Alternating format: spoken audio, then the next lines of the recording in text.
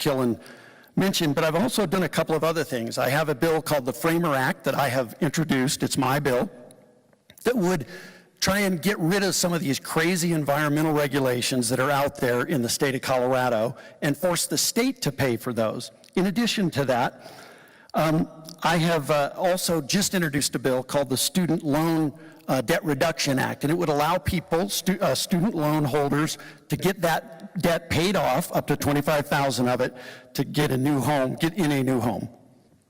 And you guys will each have 1 minute for this additional follow-up, but something else that I would like to hear a little bit more from, specifically to you, Ms. Killen, is what does the incentivization actually look like when it comes to building the right housing in your mind? And then beyond housing, what else does Congress need to do to make things more affordable? Yeah, I think, sometimes this is an important thing about federal legislation is that you can use it as a carrot and a stick to, first of all, I think you could use it as a stick and carrot to help make sure that we are streamlining regulations and deregulating where we need to in the Colorado legislature. But Jeff hasn't really done that. And in terms of what we can do incentivize, do tax credits and incentives for builders to build the $200,000, $300,000 houses. I do think we need to get rid of construction defect here in Colorado. That's a huge problem in our ability to build condos, and it's something that we need to work on. And I think at the federal level, you can help incentivize making the right type of policies. And then, as I said, I think a first-time home buyer tax credit, and also doing some wiggle room around down payment requirements. I know that there's a lot of different proposals out there that help bring down the down payment requirements a little bit, where we can still maintain safety and soundness at banks, but get people into those homes sooner so they can build that wealth. And Jeff, beyond housing, what else does Congress need to do? I'm sorry? Beyond housing, what else does Congress need to do to make life more affordable? Oh, to make life more affordable, there's lots we still need to do. One thing we did, and we have to remember from where we came, we had 9% inflation in 1 year during the Biden administration. 9%. We inherited a mess. When I got to Washington, it was a mess. It was a 40-year high. Inflation was at a 40-year high. And I do want to remind folks that my opponent was the deputy assistant to President Joe Biden in the White House, and she was a chief of staff in Vice President Kamala Harris's office. So she was part of that Biden administration. And do you remember the price of eggs? Do you remember groceries? All these things are up. They're still high. They're way too high, and we still need to do more. What did we do? We passed the Working Families Tax Cuts Act. We put more money in the pockets of the American people. In El Paso County, $4,000 in the average family here in El Paso County in money came in because of the Working Families Tax Cuts Act, and I'd love to talk more about some of the specific tax cuts that we did there. I would like to give you just 30 seconds. Sure. I'd like to talk more about other affordability things, but to respond to Jeff's comment about my last job at the White House, I worked as a chief of staff for Doug Emhoff. All the work I did was combating anti-Semitism in the aftermath of October 7th, and I'm proud of the work I did. And I'm proud of my record of service for my entire career, from serving in the military, working at USAA, and then working in key leadership positions, always focused on delivering for the American people. And also, I'd like to follow up with Jeff here, 30 seconds, just beyond tax cuts, because we're still looking at the most recent BLS statistics showing consumer prices rising 3.4%, wages growing only 3.2%. The reality is people are still struggling. Sure they are. So can you realistically tax cut your way out of the affordability? Yeah, well, tax cuts will grow the economy. What's happened during the Biden years is that inflation outpaced wages, and wages must catch up with the price of goods, and that's not happened yet, but it's getting better. The price of gas was higher under Joe Biden than it is today. We have to remember that. It was $5 and... Audience, please. Keep it down, please. Audience. The price of gas was $5.01 a gallon in June of 2022. That was under Joe Biden. You can check the facts. Gas is still too high, however. All the prices are too high. What can we do? We can continue to try and grow the economy, deregulate, and create jobs in America, but we're not doing that here in Colorado. Can I And I will respond to just, that? Okay. yeah, All right. and I will just give you 30 seconds, and then we do want to get to some other topic. Okay, just in terms of like core affordability stuff, I just want to say, I think we should have had tax cuts that are actually strategically for working people in the middle class. The One Big Beautiful Bill, as we all know, created massive tax breaks for billionaires, and it's at the expense of working people. And you say you gave people tax cuts, but I'm telling you, along with the tariffs, which are a tax, and other issues around gas prices, which have gone up, people are not feeling it. They are struggling every single day. They are hurting, and you are not delivering. Let's move on to our next topic. Let's wait until the end for any applause, please. Tomorrow marks 6 months since the beginning of the shooting war with Iran. Mr. Crank, you said early on that you supported the president's goals. Ms. Killen, you voiced opposition, even here tonight. With gas prices soaring, casualties mounting, and alliances feeling the strain, was it the right decision to go into the war? And what are your positions on the war today? Mr. Crank, 1 minute. Well, my position has been the same. It's been the same during the Trump administration as it was during the Obama administration. Presidents should come to Congress and seek congressional approval before they commit troops to war. President Obama did not do that, and President Trump chose not to do it here. He should have. But I'm not going to vote to pull the rug out from underneath our men and women who are deployed and fighting for us in the military by voting against authorization of the War Powers Act. I'm just not going to do it. I will say this. I sit in classified briefings. I know the threat. The president knows the threat that was there from Iran. The Biden administration knew the threat. They just chose not to act in on it. We know what the threat is. We need to get done and get finished there. And I do think we need to do that as quickly as possible. But I am not going to vote to pull the rug out from underneath our men and women who serve us in the military today. Okay, Ms. Killen. As a veteran, I know what our troops are facing overseas, and I know that Iran is a dangerous regime. But I do believe in the power of Congress and the war powers authority of Congress. And you, Jeff, have voted 5 times to just bypass your own power, your own authority. And there's a reason why, by the way, President Biden, a bunch of other presidents, Bush, H.W. Bush, have not gone into war with Iran because they knew that Iran would not be a rational actor. They knew that we would end up in a situation with asymmetric warfare in the Strait of Hormuz. That is why this has never happened before, and now we are facing the very dire, serious consequences for our own national security, for the global security, for our economy, because there wasn't enough thought that went into a strategy on how we were going to get out of this war if we went into it. It's been incredibly dangerous, and that's why we need to take back the power of Congress and have Congress put a check on this.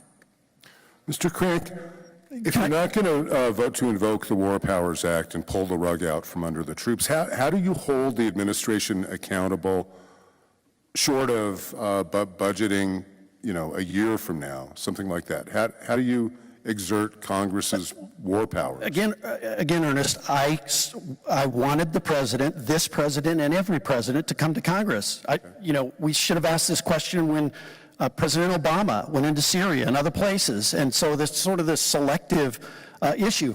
I think presidents should do that, and I think Congress should hold their Article I powers. They should be more jealous about guarding that. But look, I saw the intelligence.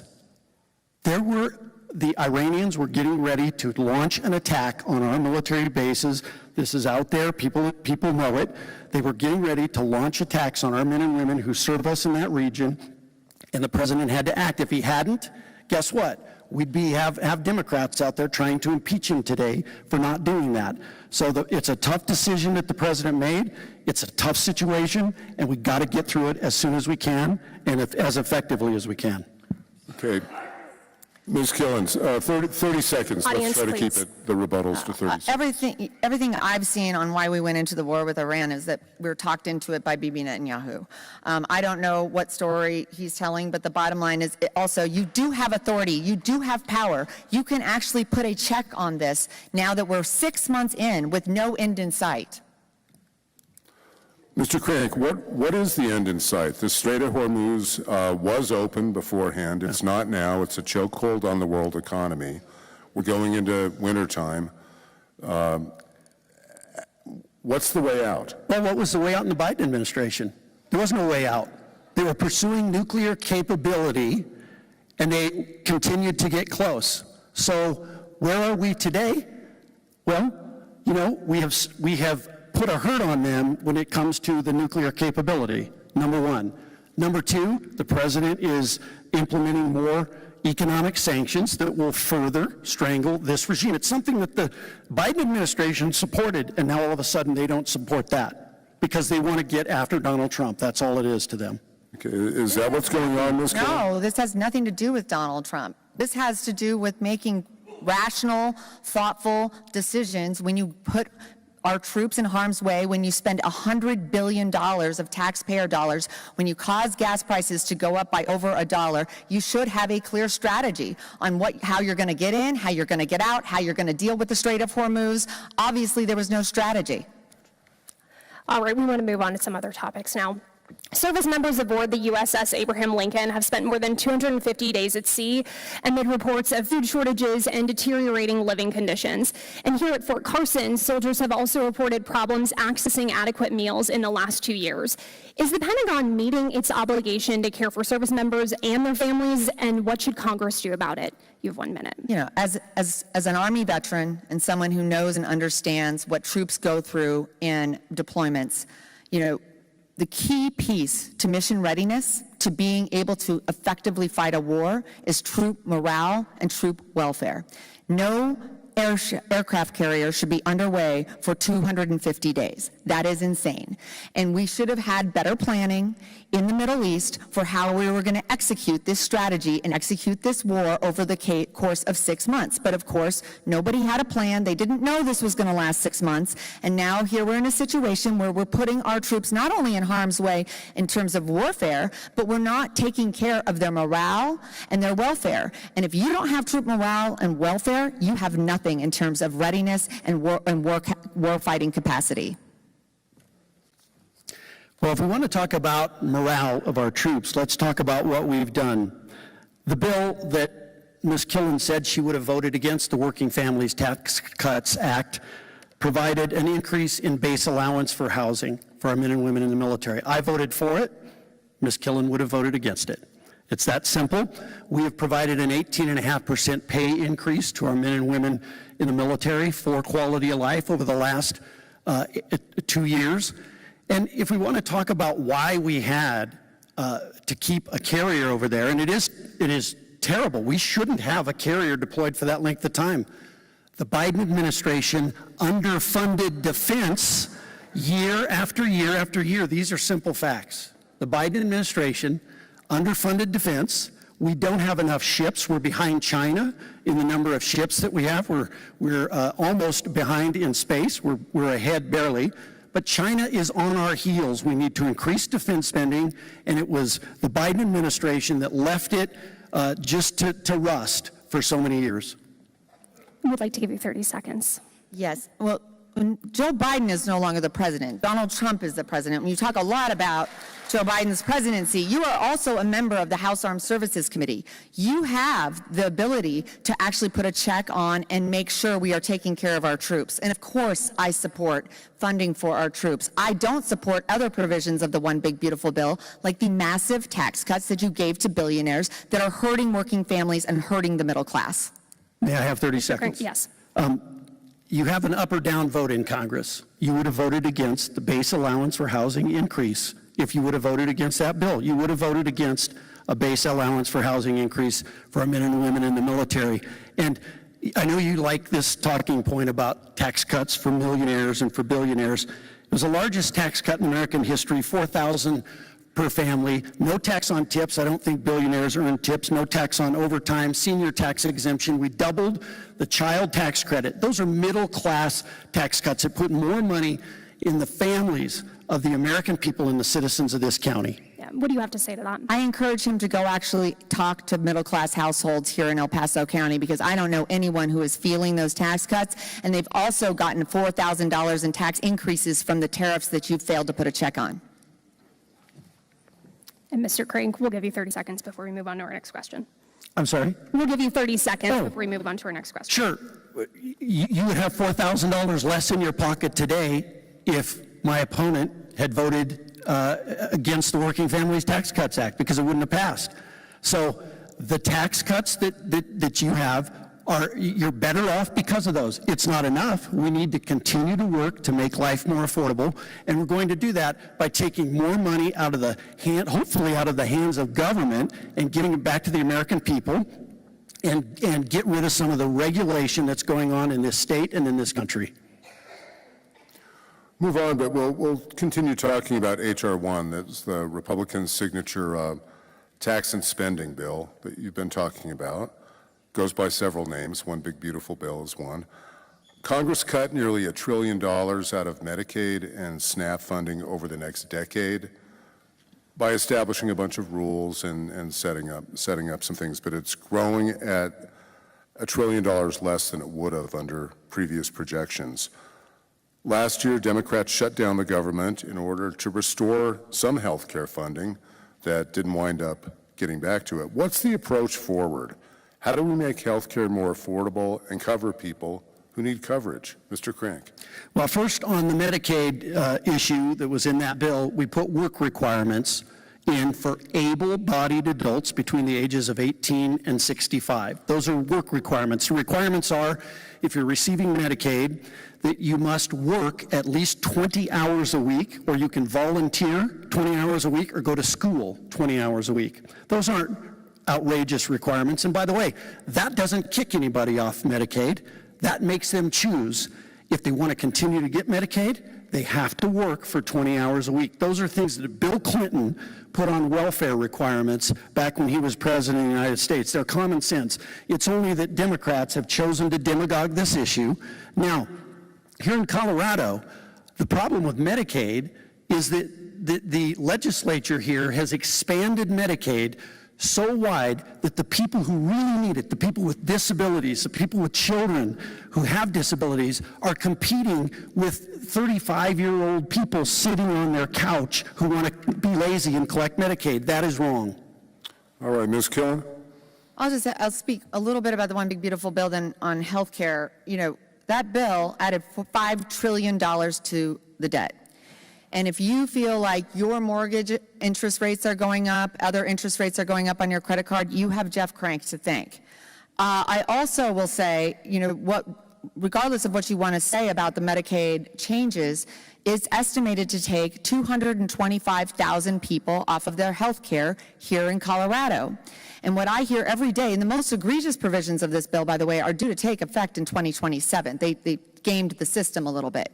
And I'll just say, you know, and I go around, I talk to families, they are hurting already on their health care costs. The average family of 4 here in Colorado that used to have a $500 premium, already now their premium has gone up to $2,000. So the provisions of this bill are only harming working families again and making life more expensive for Coloradans. Mr. Crank, 30 seconds. Yeah, well, let me talk a little bit about health care in general. If you don't like your health care today, and I don't like my health care, my health care is $1,200 premium a month. I'm on the Obama Health Care Exchange. That's what I am on as a member of Congress, believe it or not. That's what I do. My monthly premium is $1,200 a month, and it's a terrible plan.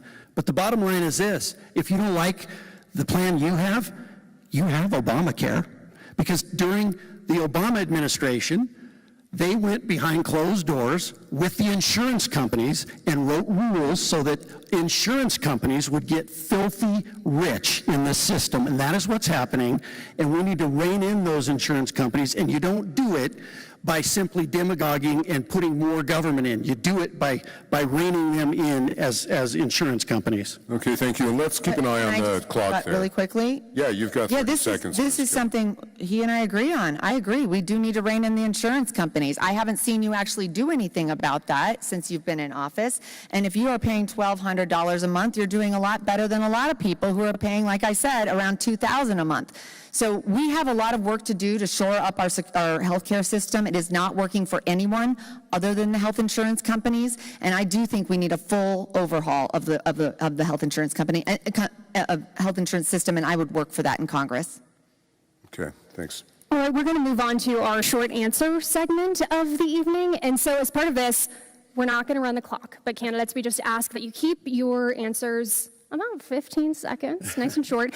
And then, because we're so nice, at the end of this short answer segment, you guys are each going to have a minute if you would like to make any clarifying statements within this period. Okay. We'll start with an easy one. And Ms. Killen, and then we can just go back and forth. Great. What's your favorite Dolly Parton song? Jolene, Jolene. There you go. Working 9 to 5. All right. Are you confident? I'm wearing a Dolly Parton tonight. Okay. Well, are you confident Colorado's mail-in voting system is secure and accurate? Ms. Killen. I am. A safe and secure, free and fair elections are a cornerstone of democracy. I've talked to Steve Schleicher, our county clerk, many times. Okay. He has told me our system is good and solid, and I believe in it, and I know it's a good system that works for everyone here in El Paso County. Okay, Mr. Crank. I am confident that we do have a secure system here in El Paso County, and I also believe that we ought to, still have passed the Save America Act, unlike my opponent. Okay, Ms. Killen, do you commit to holding in-person town halls open to the general public and announced in advance during your first term? And how many do you? I've publicly committed to doing them at least once a quarter. Okay. Open to the public and announcing them in advance, because that's what the job of the House of Representatives is. The job title, the description is in the job title. Okay, Mr. Crank. I've held 7 town hall meetings. In fact, two of them before my opponent moved into the district last June. I've had dozens of roundtables with constituents. I've visited over 50 companies and their employees. I've gone to 30 churches and synagogues. I come home every single week. I've done 7 ride-alongs with the police department and the fire department. All right, thanks. Let's mix up the order here. Mr. Crank, do you support a ban on members of Congress trading individual stocks? Not only do I support a ban, and I voted for a ban, I have never bought a publicly traded stock since I've been a member of Congress, and I never will. All right, Ms. Killen.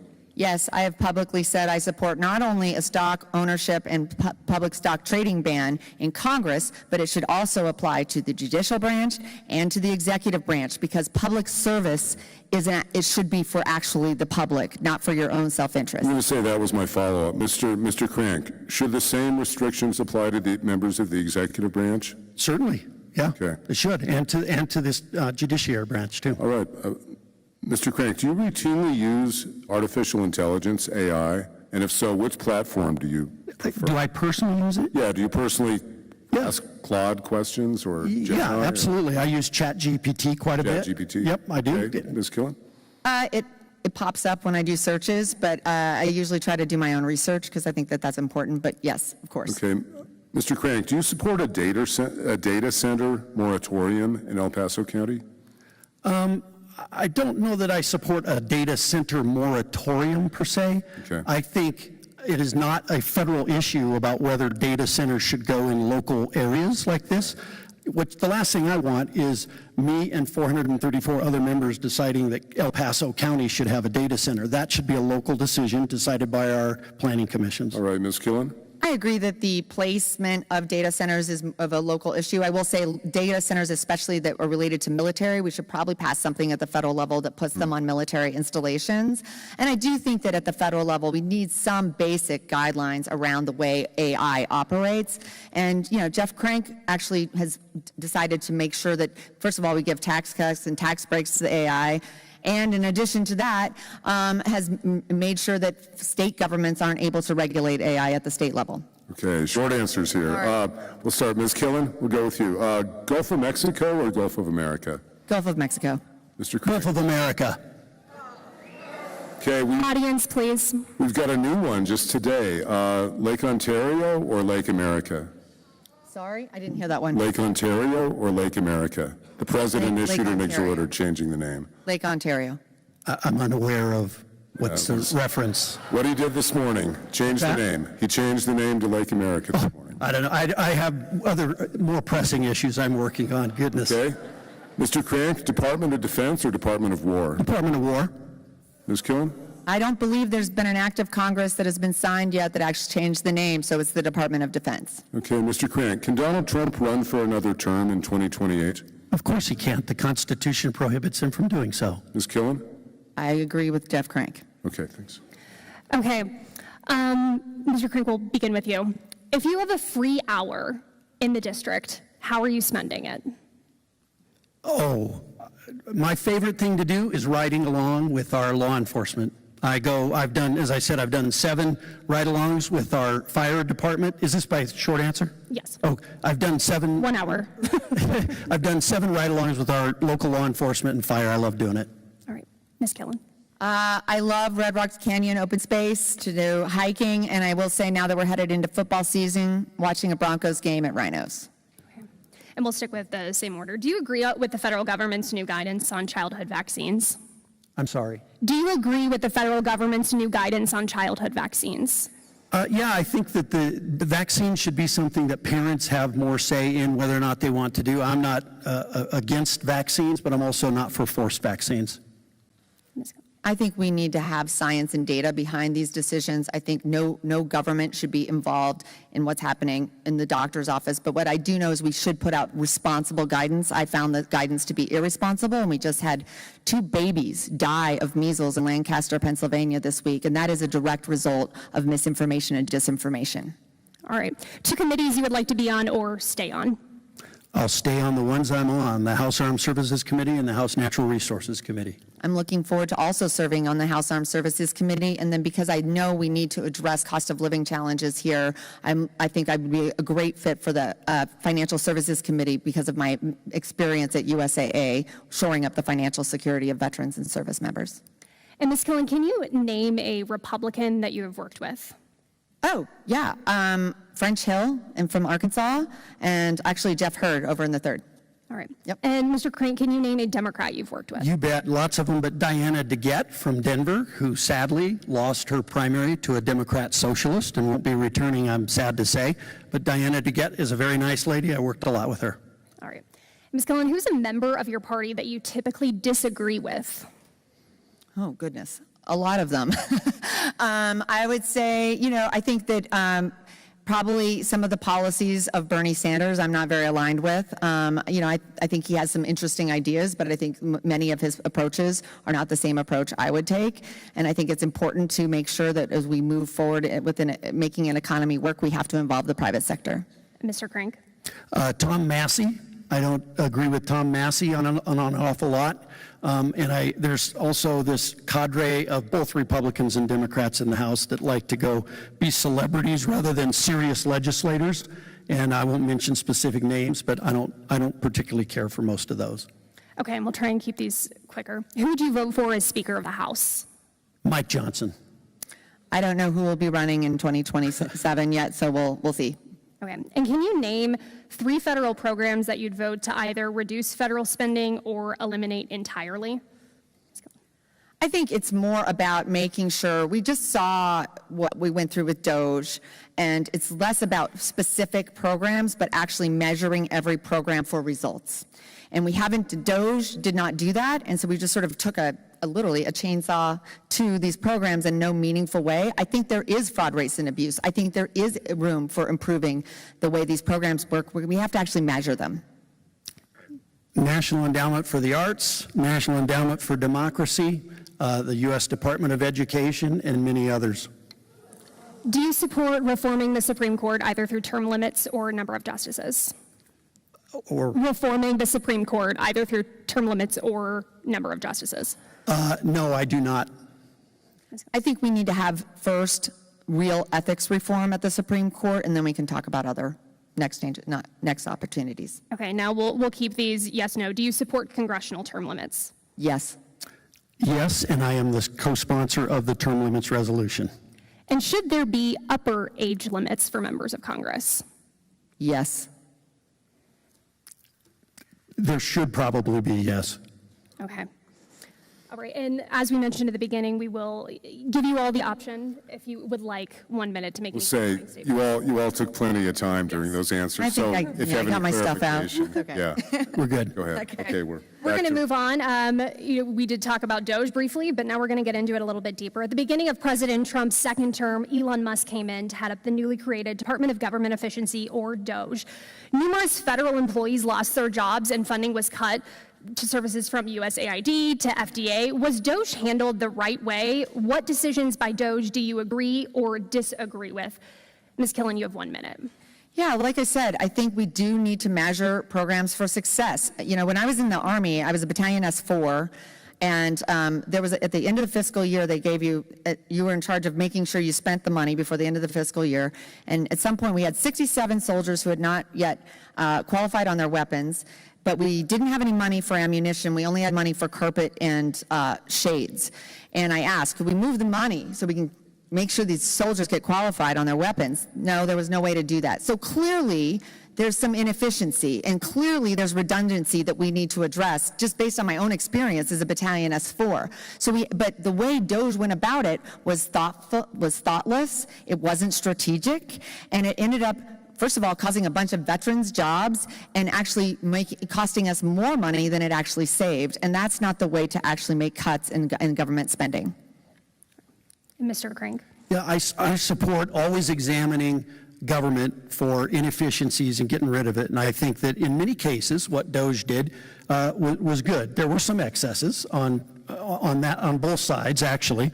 We're looking at it in the Department of Defense right now. There's a lot of acquisition reform that needs to be done, and we just did a lot of acquisition reform. There's a ton of waste in the military services that can be better spent on quality of life issues and other things for our men and women of the military and weapon systems that we need.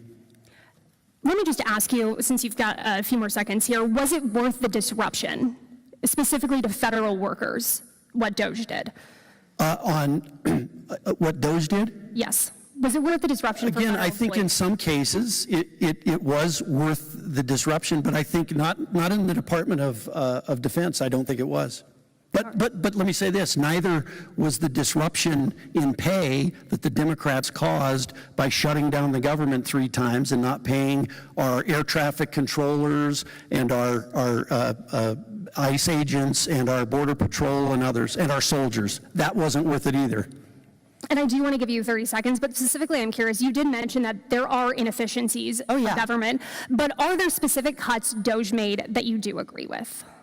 That I do agree with? I can talk about a couple ones that definitely didn't work. In terms of things that, the problem was, what I've heard from people, what Doge across the board, is that a lot of cuts happened is in the fork in the road piece, left people sort of with crappy middle people instead of actually quality control, and that was a real problem. And also to say, cuts to the Consumer Financial Protection Bureau at a time when people can barely get ahead, that have allowed banks and Wall Street to take over people's pocketbooks, that was bad. All right, we're going to move on to a foreign policy question. Some military experts say the Iran war has depleted our munitions and missile defense systems, left us vulnerable in case there's conflict elsewhere.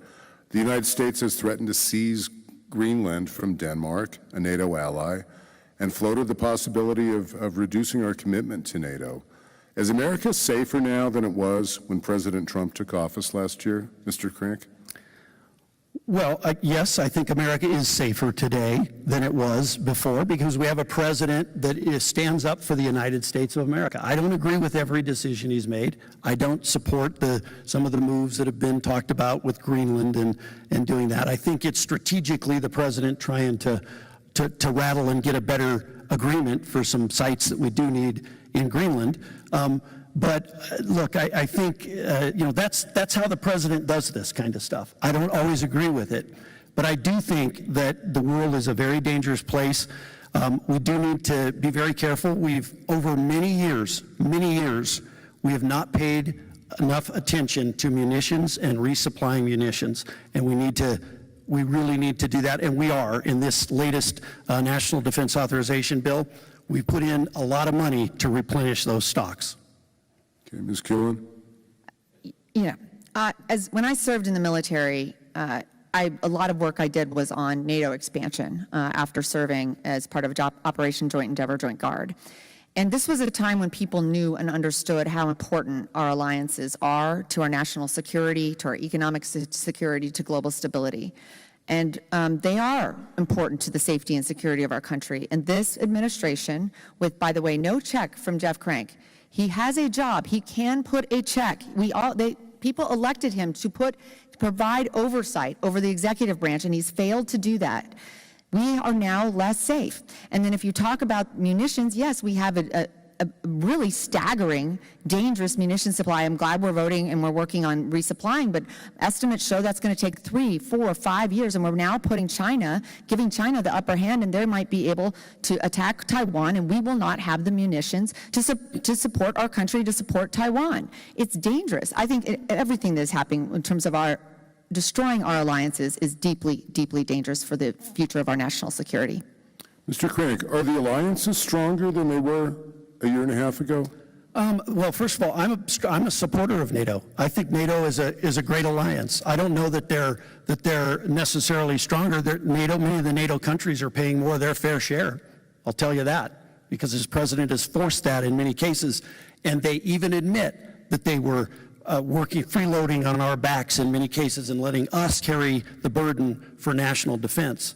So I think the NATO alliance is strong. It needs to be stronger, and we ought to continue to push that. But I think it was right for the president to push for NATO countries to pay their fair share. Why should we be doing that for them all these years? Okay, Ms. Gillen.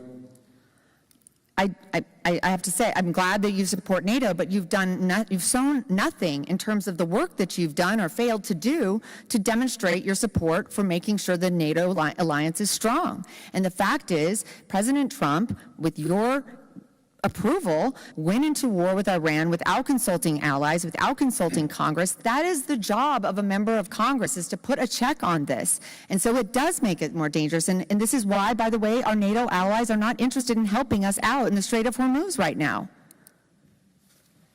Mr. Crank, 30 seconds. Well, again, the reason we are strong is because we have a president now that is investing in our national defense. We've had to increase the defense budget by a great amount because the previous administration failed to do the munitions, failed to keep up on shipbuilding, failed to keep us as the leader in space. These are things that weren't done during the Biden administration, and we're doing everything we can now to make sure that America remains the strongest military on the face of the earth. Okay, Ms. Killen, and then we'll wrap this up. We need to do more to engage with our allies. Our allies, including NATO, are not just NATO, but are absolutely critical to the future of our national security. And make no mistake, this war in Iran in particular has left a void that Xi Jinping is stepping right into. He's been planning for this for years with his Belt and Road Initiative, and now, for the first time in the history of the global community has a higher opinion of China than they do of the United States, and that is deeply dangerous. All right, immigration has been at the forefront of the president's priorities, with the administration carrying out an aggressive deportation campaign. Ms. Killen, you have called these deportation measures immoral and illegal. Mr. Crank, you've voiced support. What do you believe the administration has gotten right on immigration enforcement? Where has it gone too far? And what changes in immigration law does Congress need to pass? Ms. Killen, you have 1 minute. I have always said every country deserves to know who and what comes across this border, and I am glad that we now have a safe and secure border. I also think we must make sure that we prioritize deporting dangerous criminals, but that is not what has been happening with ICE. I want to be clear. They've killed American citizens, and they're deporting grandmas, not gangsters. So we need to be very careful and make sure we put guidelines and parameters around the way ICE operates. We also, by the way, I think everyone is just sick of immigration being a political football between both parties. And I promise, I will tell you, I will do everything I can to roll up my sleeves, work with Republicans, work with independents, work with Democrats to actually finally pass a comprehensive immigration reform package that provides a pathway to citizenship, that has a working legal system so that it doesn't take 30 years to become a United States citizen, and ensures that we continue to have a safe, secure border and we're deporting the most dangerous criminals. Mr. Crank? Well, I wish Ms. Killen would have given that advice when she was Deputy Assistant to President Joe Biden in the White House and was Chief of Staff in Vice President Kamala Harris's office, because the Biden administration opened the floodgates on immigration, and we have millions of folks who came over here illegally. And by the way, you want to talk about maybe some housing issues. How about increasing supply of people who need houses? Illegal people coming to the United States. We have to be a nation of the rule of law, period. That means that the rule of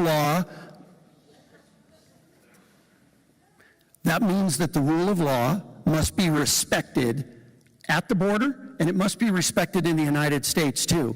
ICE should be going after and getting people who are violent criminals and deporting them.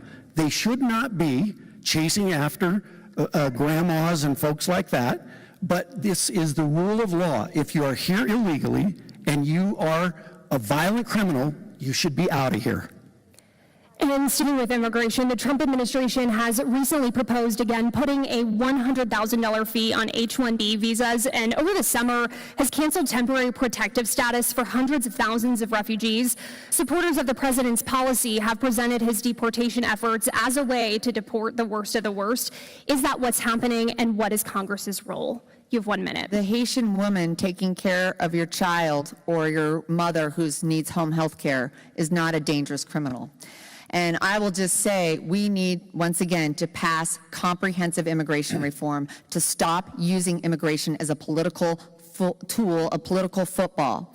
And the fact that I'll just tell you, these policies are also wreaking havoc on our economy. I hear about it every day. People can't get the labor that they need from Haitians and others who were an important and critical part of our economy. So we need to be thoughtful and strategic about this, and that is not what is happening right now. And it is, by the way, the job of a member of Congress to pass this legislation. And so I appreciate that you have ideas about how to reform ICE, Jeff, but I'd like you to actually do them. All right. And Mr. Crank, we'll give you 1 minute as well. Yeah, we don't need to focus on reforming the system. We need to enforce the laws, and that's what the last administration chose not to do, was to enforce the law. I'm all for an agreement on immigration somewhere, and it's going to be in the next Congress, hopefully. But look, we couldn't do that because the border was broken. So until we get the border fixed, and it is finally fixed, this president has fixed the border. I've been down there and visited. It is fixed. And all it took was the political will of a president. That's all it took. It didn't need a bunch of new laws from Congress. We can have some kind of visa reform and those sorts of things, but we couldn't do it until we had a president who was willing to go back to the rule of law, and that's what's so important. All right. I'll just add one thing on the H-1B visas. It should not be a pay-to-play system. That's not the way an American immigration system should work. Okay. We'll move on to something simple for our last question before we get to the closing remarks. A viewer sent this in to us. Social Security has a projected funding shortfall beginning in 2032 that would reduce benefits to 80% by some estimates. If elected, how would you work to protect and strengthen Social Security for older Americans, their children, and future generations? Mr. Crank, 1 minute. Yeah, well, we have to do that. We can't continue to bury our heads in the sand and act like Social Security is not headed for the fiscal cliff. It is. And so when you hear politicians get up and say, oh, they're going to cut this and they're going to cut that, we got to come together as Democrats and Republicans, as Americans, and figure out a solution whereby we protect the benefits of Social Security recipients and we ensure the future viability of that program. I don't have the single answer, but there are people out there that can come together, and members of Congress play obviously a big role in that. But we're going to have to do it, and we're going to have to put this nonsense aside that anytime anybody tries to strengthen it, that they're going to get beat up politically for it. We need to all agree that we're going to strengthen Social Security, that we're going to do everything we can to protect our seniors for that, and work to get it done. All right, Ms. Killen? I'll just point out first that the one big beautiful bill that Jeff was the deciding vote on decreased the insolvency period. And so actually now it's, as you pointed out, it's supposed to be insolvent in 6 years when it had a longer runway in the first place. So him adding to the debt added to the insolvency problem that we're seeing with Social Security. I've said many times, we have to raise the cap. If you make $500,000, $1 million in ordinary income, you should pay into Social Security throughout the year. That is just basic fair tax, and that would actually, revenue, and that would make an actual difference in the long-term stability of Social Security. Everyone knows that. Okay, can we do real quick, 30 seconds, Jeff, and please keep it to 30 seconds. Just Do you have any response to that? Response? All things that protect the benefits of current Social Security recipients should be looked at to keep the solvency of the system there. Okay. Ms. Killen, anything else? No, nothing else. All right. All right, and that is time. We are now going to be moving into closing statements. Candidates, as we told you ahead of this, you each have 1 minute for your closing statement. And Mr. Crank, you will be going first for the closing statement. Ms. Killen, you will be wrapping us up here. So final remarks you have for voters this evening. Great. Well, thank you. Thanks to our moderators. Thanks to El Pomar Foundation, the Gazette, and KOAA TV for sponsoring this. And thanks to you, Ms. Killen. I appreciate the back and forth tonight.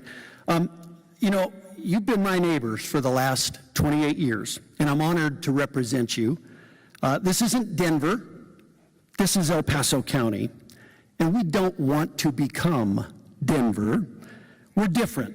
What makes Colorado great is El Paso County and Colorado Springs. And for the last 35 years, I've worked alongside you to keep Fort Carson open, to build new jails, to fix our roads, protect El Paso County from the crazy leftist policies we see in Denver. Now, here in the Pikes Peak region, we have folks who are decent, hardworking, straight shooters. Now, you've heard some misstatements and untruths from my opponent here.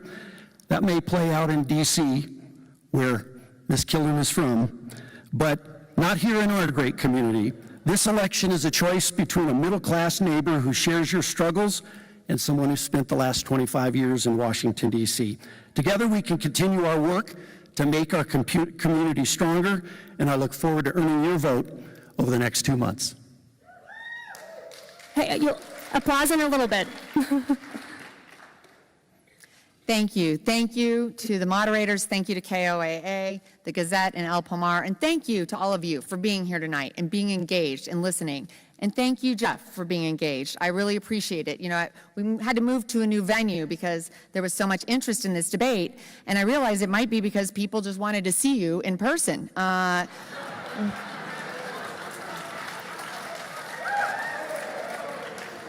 You know, that is part of the job, as I said, and as I've always said, I'm going to show up and do in-person town halls every quarter.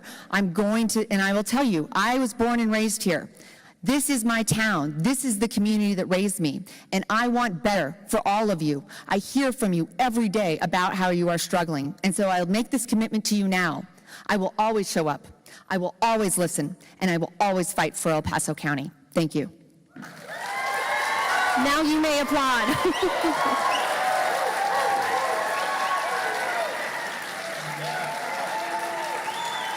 All right, I want to give a big thank you to the Pikes Peak Center this evening, as well as my co-moderator, Ernest Lunning from Colorado Politics. Of course, a special thank you to our candidates as well.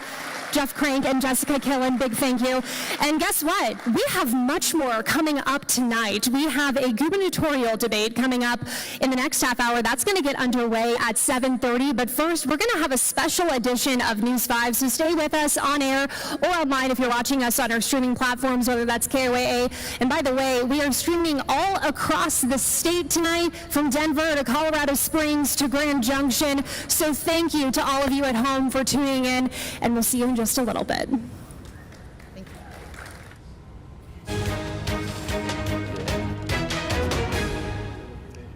Thank you for joining this special edition of News 5. I'm Diane Derby. The debate for Colorado's 5th congressional district just wrapped up seconds ago. Republican incumbent Jeff Crank and Democratic challenger Jessica Killen squared off. And for the next 30 minutes, we will bring you analysis of the matchup, and we will get perspective from political experts and students in our community. Congressional District 5 is located here in El Paso County. It covers Colorado Springs. You can see that highlighted in green on your screen right now. And we covered many topics, including representing a changing district and tackling affordability, especially housing costs. News 5's Allison Zimmerman asked what specifically they each would do to make housing more affordable. Killen said she would focus on putting a check on President Trump's tariffs that she says are making it harder to buy a house and offer tax credits for builders to build less costly homes. Jeff Crank said he wants to change the government regulations that are causing housing to skyrocket and help students pay off debt faster so they can become first-time home buyers. Some of the other critical topics included the 6-month Iran war, military support failures at Fort Carson and at the USS Lincoln, and health care cuts to Medicaid. There were some quick and easy questions too, including what they would do with an hour of free time in the district. Crank said he'd spend it riding along with law enforcement. Killen said she'd head to Red Rock Canyon open space. In their closing statements, Crank said for 35 years he has worked to keep Fort Carson open, build jails, and protect the country from crazy leftist policies, he called them, in Boulder. He called himself a middle-class neighbor who shares the struggles. Killen says this is the community that raised her. She says she is committed to showing up, listening, and fighting for El Paso County. If you missed the hour-long debate, you can watch it on our website, KOAA.com. Colorado's 5th congressional district has never elected a Democrat. It is the only House seat in the state to do that. I spoke with UCCS political science professor Dr. Sarah Hagedorn about the impact of both unaffiliated voters and our military community and the potential outcome she says could be the biggest surprise in this race. What's interesting about El Paso County right now is we have more unaffiliated voters. The bigger percentage of active voters are unaffiliated than statewide. So we're at about 52% of our active voters are unaffiliated in El Paso County, and statewide it's about 50%. So we've seen more people in El Paso County leaving both parties to become unaffiliated. So I think there's some interesting things going on in this congressional district and in this county moving into November. Is that something you've seen in the past in your experience for people to leave a party and become unaffiliated? And no, and it's something unique to the state of Colorado because our institutions allow unaffiliateds to vote in the primaries. We've seen people say, you know what, neither team is for us.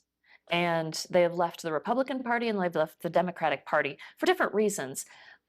Something I often talk with my students about is don't assume that 52% of voters are moderates. So I think sometimes when we see these unaffiliated voters or independent voters and we think, oh, they're moderate, they're not Republican, they're not Democrat. That is not the case. Why not? Because we don't know why they've left the Democrat Party or the Republican Party. They might have left the Democrats because they're not liberal enough. They might have left the Republicans because they're not conservative enough. I think we're seeing here in El Paso County, we've seen a lot of women, in particularly, as I've been watching the numbers over the past 10 years, we've seen a lot of women leave the Republican Party in El Paso County to become unaffiliated. I think that's a reaction to a lot of things, but primarily top of the ticket, the president. The district is made up of 5 military installations. Yes. What is the impact of that? It's a huge impact. This congressional district is one of the major congressional districts out of 435 across the country that is directly impacted by military. We have 45,000 active duty military in this district and over 100,000 veterans. And that is not taken into consideration the defense contractors and the broader scope of everything the DoD and military touches within this congressional district. It's a huge impact. So absolutely. And I think what we have to remember is that just because someone is active duty military or a veteran, I think we make this assumption that they are Republican. And I do not think we can make that assumption anymore. A lot of these individuals are young. they're under the age of 30, and they've moved away from partisanship. And I don't think we can assume they are going to vote Republican just because they are active duty or veterans. What would surprise you the most about the outcome of this race? I really think this race is Congressman Crank's to lose. So my biggest surprise would be if he loses this race. It's the Cook Political Report still has it as a +5 Republican. That means a Republican should win this congressional seat by 5 points. That would be the closest that this congressional seat has had in the last 20 years. So that would be a surprise if the congressman is defeated. But there we have seen surprises in midterms before. And with the president's approval rating under 50%, far below 50% actually, the president is really underwater with his approval ratings. Most recently, the average is 39% of Americans approve of the job the president is doing. So when you have congressional members and candidates who have tied themselves to the president's agenda, that's not going to help them win. It might not hurt them, but it's not going to pull them across either. I'm curious what you're teaching your students about what you want them to watch the most. So when I advise my students to watch debates, and I always tell them to watch debates, I do tell them it's a little bit like the Super Bowl for political nerds. But what I like my students to watch debates is how they respond to really interesting policy questions. So I like my students to know what policies they care about. And they want both of these candidates to respond to policies they care about, and then how they react to each other, because that's going to tell us a lot about how they're going to work with members across the aisle, and then how they're going to represent their constituents, all of whom didn't vote for them. We wanted to get the perspectives from local voters on the candidates for CD5. Our Bill Folsom is in studio tonight speaking with 3 local students. Bill. Yeah, Diane, in the 18 to 29-year-old category of voters, that is usually the lowest representation when it comes to voting. In fact, in 2022, there was only 25% from that demographic that actually voted. It was higher than that 2 years earlier than that, but again, that was a lower number. And then we have every 10 years as you go up, it goes up by about 10%, the number that of what their demographic votes for. So we've got this crew with us today who are students at both UCCS and Colorado College. One, David, who is a graduate student, and he works with some of the younger students. And then we have Stefan. He is over at UCCS, and Peyton, who is at Colorado College. We've got left-leaning, right-leaning, and then we have the professor who was just talking about people in your age group who are increasingly unaffiliated and how they're listening to both sides. I don't know, what stood out, let's start with you, David, tonight that maybe gets you to want to vote for the candidate that represents your side, or do you hear things on both sides that get you thinking? Thanks, Bill. So listening to the student body as well as where I'm coming from, it's not really what the candidate said, it's more what they didn't say. You know, we're all used to the platitudes, and that's where the student body is becoming disillusioned with campaign promises.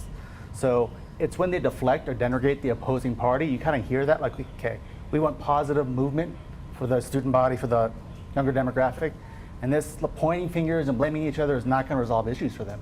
Yeah. So Stefan, we heard the professor also talking about how some people are saying they'll associate their vote with President Trump. Crank tonight said he's a standalone person. Do you see him as separate from Trump, or does that affect how you want to vote as well? Yeah, thank you for the opportunity. Thank you for the question.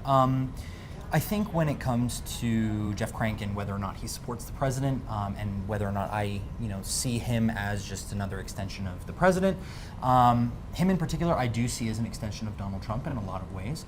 But when it comes to some of his more personal responses, I do see, okay, that is Jeff Crank. That is what he believes and not what Donald Trump believes, particularly around when he talks about military and the Iran war. Okay. And Peyton, we also heard about saying that young people are instructed, listen to the issues. Were there issues that stood out? Because tonight they were pointing fingers at each other. Did that stand out to you, or did the,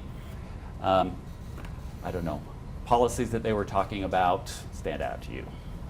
I mean, young people have grown up, especially our generation, we've grown up in this political uncertainty and this extreme polarization between both parties. What young students are looking for right now is solutions. We're looking for plans. When I was watching that debate, I was specifically looking for, are they answering the questions, and are they actually giving the correct answers to those questions? Are they giving me solutions to the problems that are things that they can actually do? And to be honest with you, I still am a little in between right now, because I watched that debate and I was getting very few answers. One of the big topics obviously is immigration for a lot of young students, especially Colorado college students. It's a big issue at our school and something that a lot of students will start a roar about. And I think that Jessica Killen had a really great answer on that, one that sounded a little rehearsed, but one that I was very impressed with. Just quickly, we're going to go with yours as immigration stood out to you. In 5 seconds, what stood out to you? The economy. And you? I think they're all intermixed, but overall for us, education. Okay. They're going to stick around. They're going to be listening to the governor debate, and we're going to be back with them after that debate to talk more about their perspective. Diane. If you look at the metrics in this particular district in Colorado, I wouldn't be surprised if a wave takes this district. Coming up, Scripps News Group's deputy political director examines whether Colorado's reliably red 5th district could turn blue. Plus, he talks with me about what a Democratic upset would mean for President Trump's influence and control of Congress.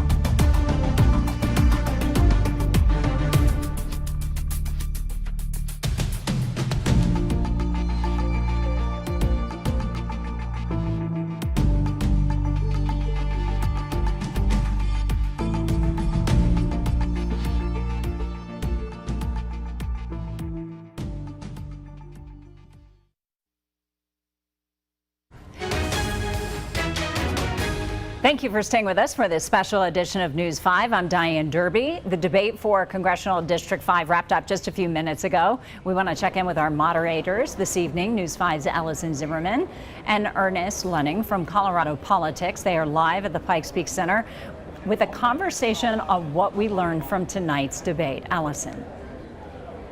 Hi, Diane. Yeah, we covered a lot of ground with both of these candidates tonight, talking about everything from the economy to the treatment of troops overseas, and also immigration was another topic that we heard from those candidates today. But joined here with Ernest Lunning, my co-moderator for this debate here tonight.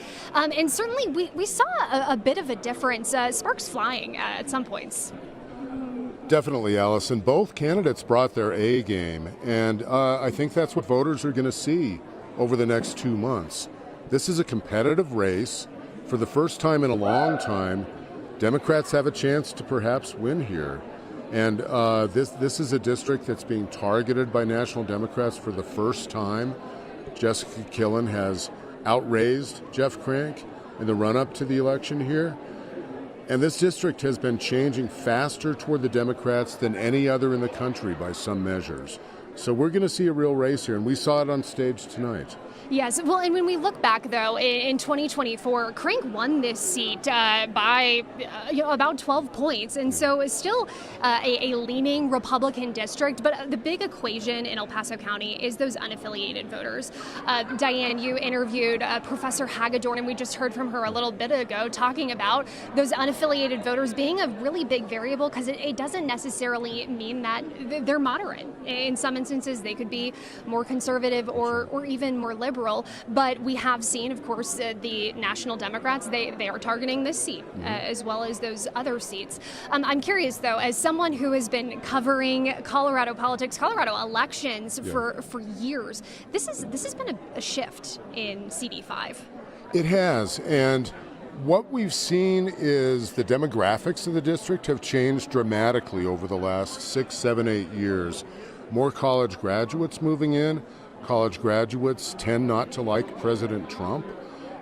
President Trump's approval rating in the district has taken a nosedive. He won by a big margin in 2016, was that right, when he first ran? Yes. He won by a smaller margin in 2020, and this is one of the only districts in the country where Kamala Harris did better than Joe Biden did in 2024. And that's a mark of how fast it's shifting toward different Democrats, people possibly looking for something different. Of course, this has been going on in Texas now for decades, and the Democrats keep saying they're finally going to take it back, and it hasn't happened. Right. So that's what the Republicans say, is that it's a mirage, this is a Republican district, and Jeff Crank is going to keep it. Right. Trump still has been winning here in El Paso County, albeit, though, as you mentioned, by a smaller margin since 2016, so in the last decade or so. But really, I think what was interesting in watching the candidates tonight is, Killen really honed in on Crank's record in Congress. Crank, we saw him constantly reverting back to her time in the Biden administration. She was the chief of staff for Doug Emhoff, the second gentleman, Kamala Harris's husband. And so that, I think, was kind of how they were trying to paint one another, is that they're each kind of deep within the trenches of their political parties. Well, that's the way when undecided voters look at these two, and undecided voters may be some of the unaffiliated voters, the most partisan voters have probably decided who they're going to back and sticking with them. But undecided voters are going to decide whether or not to go to the polls in the midterms this year. That a lot of folks are just turned off from politics. They don't see the solutions coming from Washington. So we'll see. But the Democrats want the undecided voters to look at Jeff Crank and see the Republican Congress, which is very unpopular, and Donald Trump, who in this district is underwater. The Republicans, on the other hand, want undecided voters to look at Jessica Killen and see Joe Biden, Kamala Harris, and the Democratic Party, which is equally unpopular. Yeah. So it's a tough call who's going to come out on top. We will certainly be waiting come November to see how this all turns out. But for now, that's going to do it for us here at the Pikes Peak Center. But we're going to be back at 7:30. We've got the gubernatorial debate coming up. Noticeably absent from that debate will be Republican candidate Victor Marks. He declined our invitation, but we will be hearing from Democratic candidate Attorney General Phil Weiser and unaffiliated candidate Greg Lopez coming up in just a little bit. But we'll send things back to you in studio. A big night ahead indeed. Allison, thank you. Tonight we're taking a closer look into Colorado's 5th congressional district race with Scripps News Group's deputy political director, Joe St. George. I spoke with him about why this traditionally Republican stronghold could flip blue, how housing costs and demographic shifts are reshaping El Paso County politics, and what a potential Democratic upset would mean for President Trump's influence and control of Congress. I want to begin talking about the impact of debates. Who has more pressure to perform tonight? Always the underdog loves debates, right? So in this particular case, this was the pressure to some degree was on incumbent Congressman Crank. I mean, we had a situation where this is a debate where Democrats needed to have a moment in order to get attention nationally. I mean, let's be real. The 5th congressional district in Colorado, it's not on the toss-up list of any of the major predictors. It's on the more lean conservative list. So Democrats tonight needed to have a moment that they can then send a clip to Washington, maybe a donor out of state or a donor who wants to devote to another race in Colorado, and say, hey, give us a little more of the resources. Look at this moment. So time will tell if this debate actually moved the needle at all. This is a possible wave year. Which way do you think it's going to go? Well, look, historically, presidents, the incumbent party of whoever's in power in the White House, historically they have bad midterm elections. I mean, we saw former President Joe Biden have a bad midterm election. The first term of President Trump was a bad midterm election for the president. The same went for former President Obama. So when it comes to the House, the odds are Democrats are have a good night in a few short weeks. Are they able to create enough of a wave to overtake the 5th congressional district in Colorado? That is the big mega question. I mean, you got to look at the results from 2024 when the congressman won by 50,000 votes. 50,000 votes is a pretty big chunk of protection. I like to compare it to if a wave's coming, the real toss-up competitive districts have barely a sandbag there, the incumbents, right? They know the wave's coming, they know it's hard. With 50,000 votes, the congressman has a bit of a barrier he built. Now, a tsunami can knock down any barrier, right? It doesn't matter. And we've seen demographic trends shift, especially in El Paso County in recent years, that are at least giving Democrats some optimism here. The most competitive House district in the state of Colorado this morning is up in the Metro Denver area. The separation in that district, the Colorado 3, was 3,000 votes in 2024. We're talking 50,000 votes in this particular district. So it is a tall task for Democrats, but it's one they think is possible. It just depends how big that blue wave is, if it happens. This district has traditionally been a Republican stronghold. So what is driving the shift? Well, it's really, I think, a lot of these issues that are in play across Colorado, that are really in place across the country. You've seen a lot of young people move to El Paso County in recent years. And what is the one struggle for El Paso County residents, for young people in this country? It's housing. It's affordability. So this is a shift from the traditional. Let's be clear. I mean, is El Paso County, is this district still advantage Republicans? Absolutely. We should be very clear off the top here. But if you have people moving down to Colorado Springs from Denver, from Boulder, because the housing market there is too expensive, and they're finding maybe a little bit bigger property or a bigger home or a bigger rental in El Paso County, they're going to bring their politics with them, and that has the potential of shifting races just like this. Joe, I'm curious, what would a Democratic win here signal about the effectiveness of President Trump's endorsement of Crank? Well, if Democrats are able to prevail in this district, I'll tell you one thing that's happened, and that is Hakeem Jeffries has just been elected Speaker of the House. Democrats, if this district goes, the House of Representatives will go, and it will be a major defeat for the president. In fact, if you look at the metrics in this particular district in Colorado, I wouldn't be surprised if a wave takes this district, that maybe the Senate has fallen as well in the direction of Democrats. We have to look at history, right? It's all about the questions that you're asking me that we keep getting with this race is, how big could this wave be? We've seen big waves in the past, and 50,000 votes sounds like a big cushion, but we've seen waves flip bigger than that in races, even during the era of President Donald Trump, during his first time in office. But we should be careful here.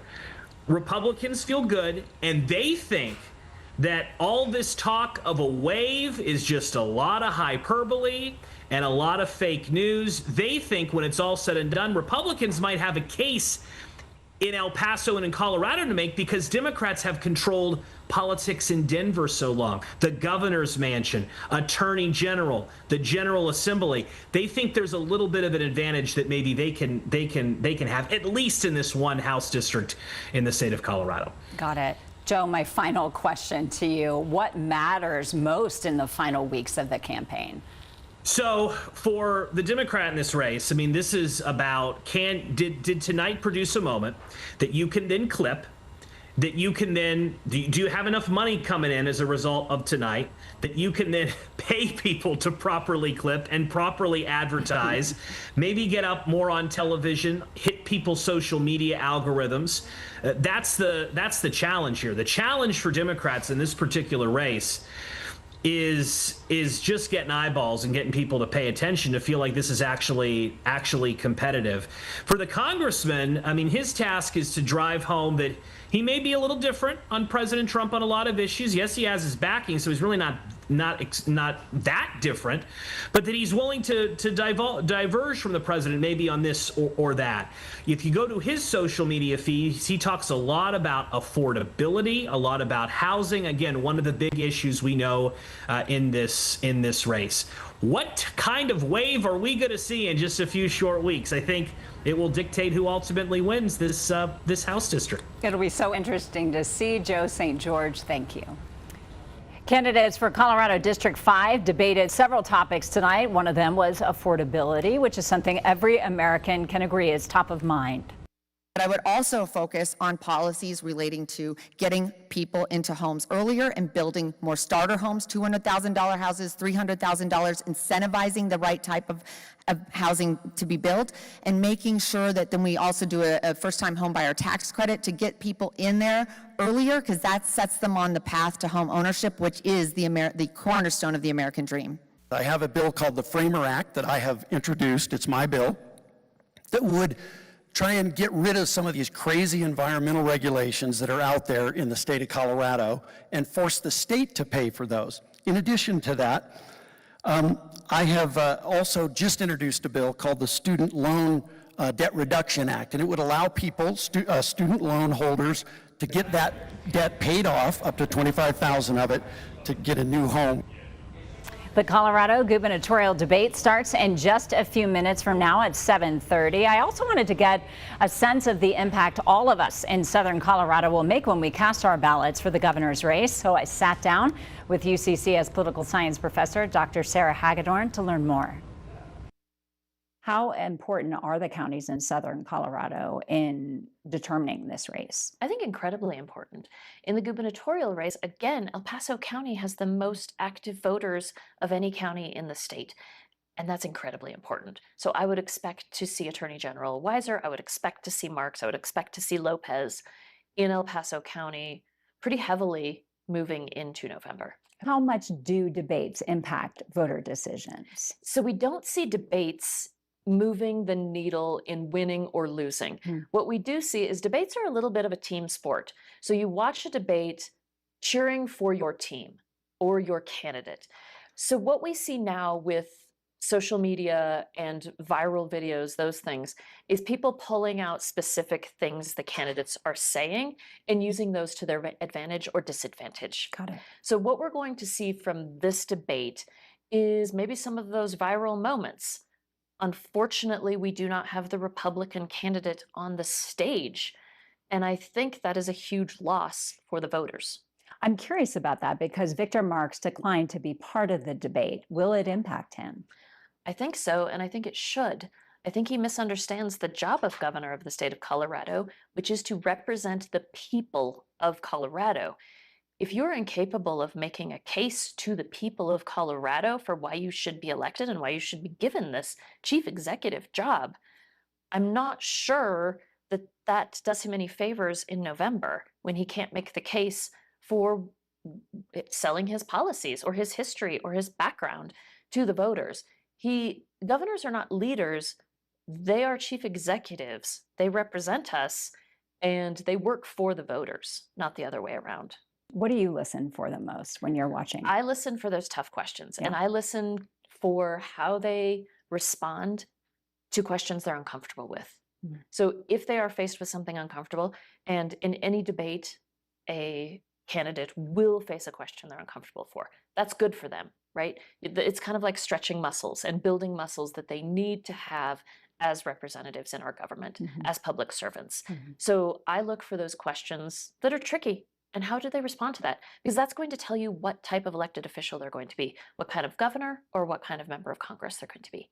What do you think is the most important thing that they do in those final weeks? Is it showing up to football games? Is it showing up in the community? Or does that even make a difference? I think it makes a huge difference. I think in that last month of a campaign, look to the candidates who are actually in the community. Look to those candidates who are doing retail politics, meeting one-on-one at the football games, at meetings, walking down main streets.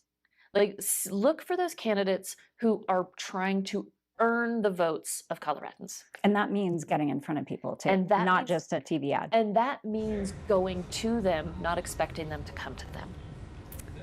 That wraps up our analysis for now. Up next, gubernatorial candidates Phil Weiser and Greg Lopez will take the stage. We'll be back in the studio for post-debate analysis as soon as it wraps up. That debate starts right now.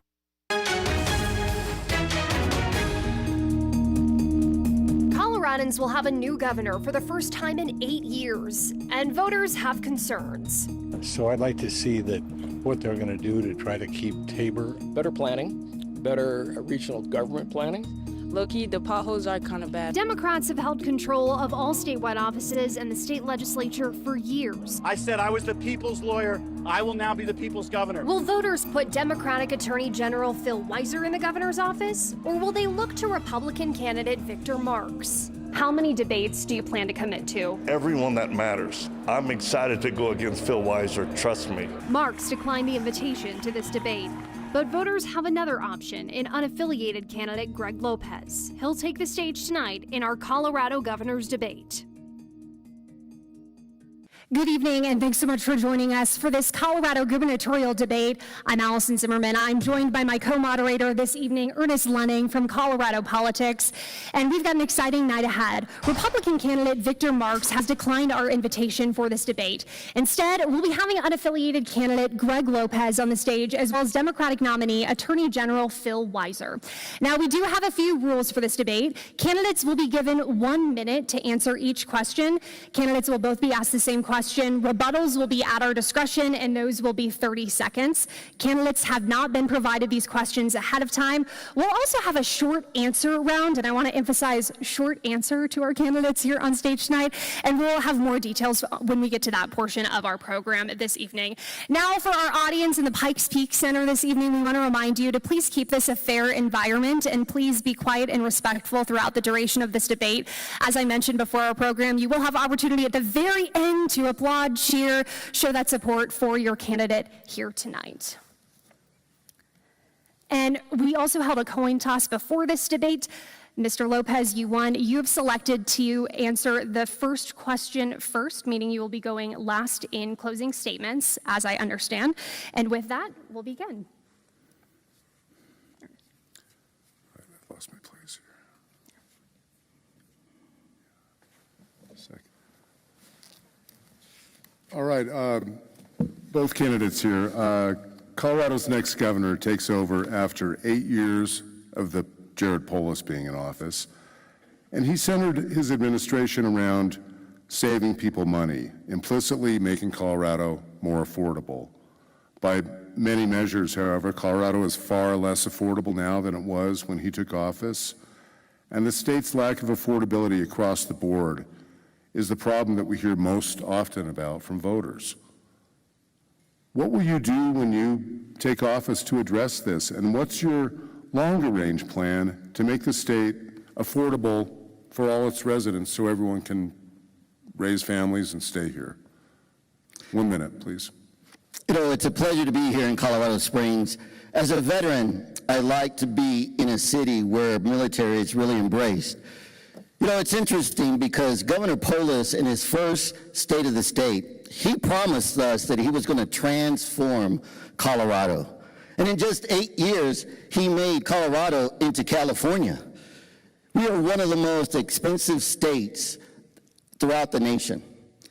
So how does a governor step in and fix what's happened? The first thing I'm going to do is review all the regulations and all the fees, because people are struggling here in Colorado. And what the governor can do is make sure that government doesn't make life harder, that government makes lives easier. And right now, government has so many regulations on our small business and people that we need to remove all that, roll all that back so that people in Colorado can have a good quality of life. All right, thank you. Mr. Weiser, 1 minute. I want to focus on 3 areas of making Colorado more affordable. First, homes. We don't have starter homes that first-time buyers, whether it's a teacher, law enforcement officer, or a young person, can afford anymore. Whether it's here in Colorado Springs, whether it's in Jefferson County, name your county, this is a problem. I've got a plan and a commitment to how we fix it, making it quicker, easier, and cheaper to build these homes. Second, on health care. Too often, people aren't getting primary and preventative health care. Instead, it's until they get sick and have an acute condition, they pay through the nose and end up with medical debt. We can do better. And finally, how do we catalyze competition? That's why I stopped the merger between King Soopers and Safeway, because it was going to raise grocery prices. That's why I want to stop collusion from corporate landlords using algorithms. I'm a fighter for consumers as your Attorney General. I'll be a fighter for consumers as your governor. Let me ask a quick follow-up. Sure. And Greg, you can have 30 seconds to include what else you want if you want. But can you give me a couple of things that you can do as governor soon after you take office? Of course. To let folks know that things are going to be more affordable and maybe even make things a little more Yes, affordable by all means. right away. 30 seconds. So here's the deal. Attorney General Weiser has this blueprint. But in this blueprint, if you read it, he talks about affordable being houses that cost $600,000 and below. No one can afford a $600,000 home. I'm looking to bring starter homes, real starter homes, that are in the 235 range. I'm also going to work with the legislature to make sure that we allow all renters to be able to deduct their entire year's rental payments off their income tax. People are struggling. Those are the 2 things that I'm looking to do. Okay, Mr. Weiser. I'm really glad that Greg's promoting the Colorado Blueprint, because I would promote it to you all to read as well. It is 109 pages, so you might want to stick with the executive summary.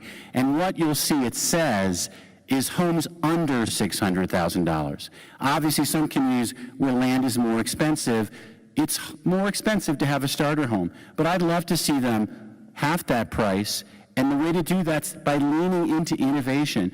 One point I mentioned is modular homes that are made at scale. They can be 20% cheaper, 30% quicker to put in. That's the type of leadership I'm going to lean into. Okay, real quick, 30 seconds. What can you do, though, the first month you're in office, that people will really feel that things are more affordable, not just down the road? Well, Mr. Lopez? You need to understand, Colorado's in a crisis. Everywhere we look, Colorado's in a crisis. People are looking for someone that they can trust, someone that they can believe that we will take Colorado to a place where Colorado can be proud to be a state again. So the first thing that I can do is just earn the trust and confidence, not only of the legislature, but also of the business leaders, that we need to work to bring business back. Small business need to feel that they are welcomed in the state of Colorado instead of being kicked out of the state. Okay, Mr. Weiser, 30 seconds. Do businesses feel welcome in Colorado? When I'm governor, we're going to change the equation so that if you're a business in Colorado, you don't feel like the wind's in your face, you feel like it's at your back. Too many businesses right now tell me that it is hard to operate, that we could make it a lot easier to operate if we only listened to what their needs were, what their pain points are. I've spent that time listening to business leaders. I'm ready to get to work to change the equation, to change the culture of state government so businesses know I'm a fighter for you. I've been a leader in supporting startups and businesses throughout my career. I'll be that way as governor too. And we want to get into more specifics on that front of getting businesses to not only come to Colorado, but stay here. So, Mr. Weiser, if you are elected, what specifically will you do to get businesses to come here and stay here? I want to start with Chris Pearson, the CEO of Agile Space Industries, as a case study that illustrates just what I need to do and just what I will do. Chris told me he was building the second manufacturing facility for the company, and he had to decide, do you build it in Colorado or you go somewhere else? He's going to Oklahoma. The reason he told me is because the permits he needs would take months and months and months in Colorado, but in Oklahoma, it's days. That's a call to action. We've got to catalyze quicker and more supportive permits at the local and the state level. He also told me we need to do better to build talented workers so that he can get the workforce he needs. And finally, his concern, what we're talking about before, housing people can afford, that bears on the business environment. I'm committed to this work. Like I said, this has been life's work for me, supporting growing businesses. It'll be a top priority for me as your governor. And Mr. Lopez, what specifically will you do to get businesses to come here and stay here? You know, as a former director of the United States Small Business Administration, for 7 years, I was the voice and face of small business. I know the struggles that small businesses have every single day. And I'm going to make sure that our small businesses and our businesses here in Colorado succeed and thrive. Before I go out and try to bring in new businesses, we need to let the people here in Colorado know that we care about them. You know, as a former mayor of the town of Parker and a city manager, I know land use, I know zoning, I know permits, I know exactly how to streamline the opportunity for people to come in here and open their doors. We need to understand that if we're going to make Colorado great again, we need to let the people of our state feel that we care about them before we bring or invite anybody from outside of the state. That's what I will do, because as I travel the state, small businesses are telling me regulations are killing me, and it's all because of the fact that they don't understand what we struggle with every single day. All right, thanks. Colorado closed a $1.5 billion budget shortfall for this fiscal year by cutting spending on Medicaid, reducing general fund reserves, and changing TABOR refunds to let the state keep some more money. The state budget looks like it'll be in better shape next year if that round of cuts are maintained, but the state is facing big shortfalls again after next year when federal cuts to Medicaid and food stamps begin to take effect. If you're elected, you'll work with a joint budget committee to come up with balanced budgets. How do you achieve this in the next few years? And please be specific. Mr. Lopez, 1 minute. You know, so talking about Medicare, tonight I have my Lieutenant Governor, Taylor Romero, an individual that's been in the medical industry for over 25 years. It will be under her guidance and leadership that we're going to get Medicaid in hand. When we talk about the budget, why is it that the Joint Budget Committee uses baseline budgeting and not zero-based budgeting? When all they want to talk about is the new money and not talk about the money that they spent in the past, that is wrong. As governor, I'm going to make sure that your taxpayer dollar is being used correctly. And the way you do that is you make sure that you go back to zero-based budgeting, question every department, question every program, question every expense, and ask, is this hurting people? Is this working? And is this putting people over politics? That's what I will do as governor in my first 100 days. Okay, Mr. Weiser. My approach to our budget is going to rely on 3 critical points. First, I'm going to listen hard to communities about programs they're familiar with. The cuts in Medicaid, the way we approach Medicaid needs to be informed by those who rely on it, many of whom have ideas on how we can save money. Number 2, we've got to be a lot more creative, a lot more innovative, how we might get more bang for our buck to do things more efficiently. And I'm going to look hard at how we make government work better, adopting new technology, rethinking old ways. And third, we need to be smart about making the right types of investments. Right now in Colorado, if you leave prison, there's a 45% chance in 3 years you're back in prison, which means we're paying a lot for prisons. The national average of that reentry rate is 37% return in 3 years. Think about how much money we save when we improve reentry, something I'm going to prioritize as your next governor. Okay, I'll give you 30 seconds more, but some specifics. What are you actually going to look at reducing in the budget? Yes. Because there's going to be some big cuts down the road for first of all, let's make sure we understand, Attorney General never answered the question. The question was about the budget. And everything he said is about spending more money. It wasn't about how we're going to bring the budget back to reality. So one of the things that we need to do, again, we need to go back to zero-based budgeting. One of the things that we need to evaluate is why are we spending money on programs that truly are not helping people? They're hurting our communities. They're not helping. We're spending money we shouldn't be spending, and one of the things we need to do is evaluate the entire budget. Okay, Mr. Weiser, is Mr. Lopez correct? No. Would you like to elaborate? 30 seconds, please. I first said we need to make sure that we're listening to those who are involved with and affected by programs. And what I've heard from those, for example, who get Medicaid benefits is they have ideas how to save money. We should be listening to people in state government on how we're more creative, coming up with smart solutions. And we should make smart investments in areas like reentry that will help save us money and help stop putting so much money into prisons. All right, thank you. All right, affordable and attainable are two words that get thrown around a lot when it comes to housing. I know you both have briefly touched on housing, but we're going to dig a little deeper into it. Both of you have committed to building a certain number of homes to address this gap. Mr. Lopez, you've promised 25,000 starter homes in 4 years. Mr. Weiser, you've proposed a goal of 40,000 owner-occupied units. What will it take to get you to your goals? Mr. Weiser, you have 1 minute.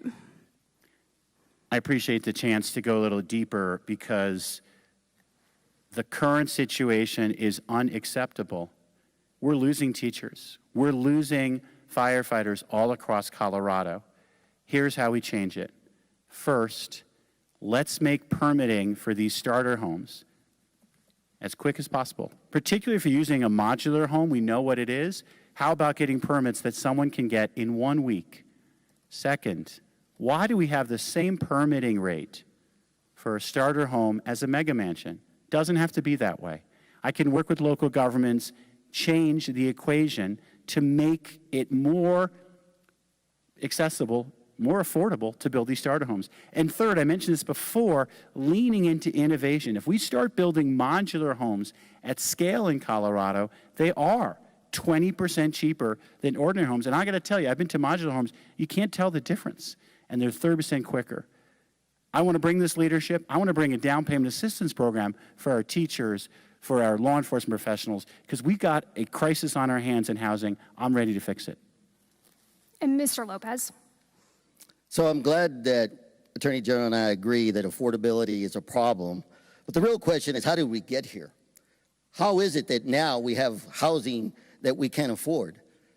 So one of the things that I will do, because I've done this before, is sit down with builders and developers and the planning departments of certain communities. Because I know land use. I know how to bring down the cost of a house, either by shrinking side yard setbacks or making sure that we have detached sidewalks and not attached sidewalks. These are the types of things when you talk about making sure a community is thriving. You need to have someone who understands how a community works. You don't need more studies. You don't need more plans. You need to be in the front lines talking to these individuals because our younger generation is afraid that they will never be able to buy a home. I was out in Grand Junction and someone told me, I will never be able to buy a home. I think the first time I'll get a home is when my mom and dad dies. Think about that for a minute. This is what the younger generation is thinking, that why they can't afford a new home. And Mr. Lopez, I want to give you a minute for this to revisit something that you talked about a little bit earlier. But also previously, you've said that developers want to do the right thing and build housing. That shows they care about the community. But developers also want to make money. So what is the actual mechanism that's going to get those starter home prices down to $235,000? So the first thing you got to understand is about 60 to 90% of the cost of a home is buried in the ground. These are tap fees and sewer fees. There's no reason why the Metro District should be charging that.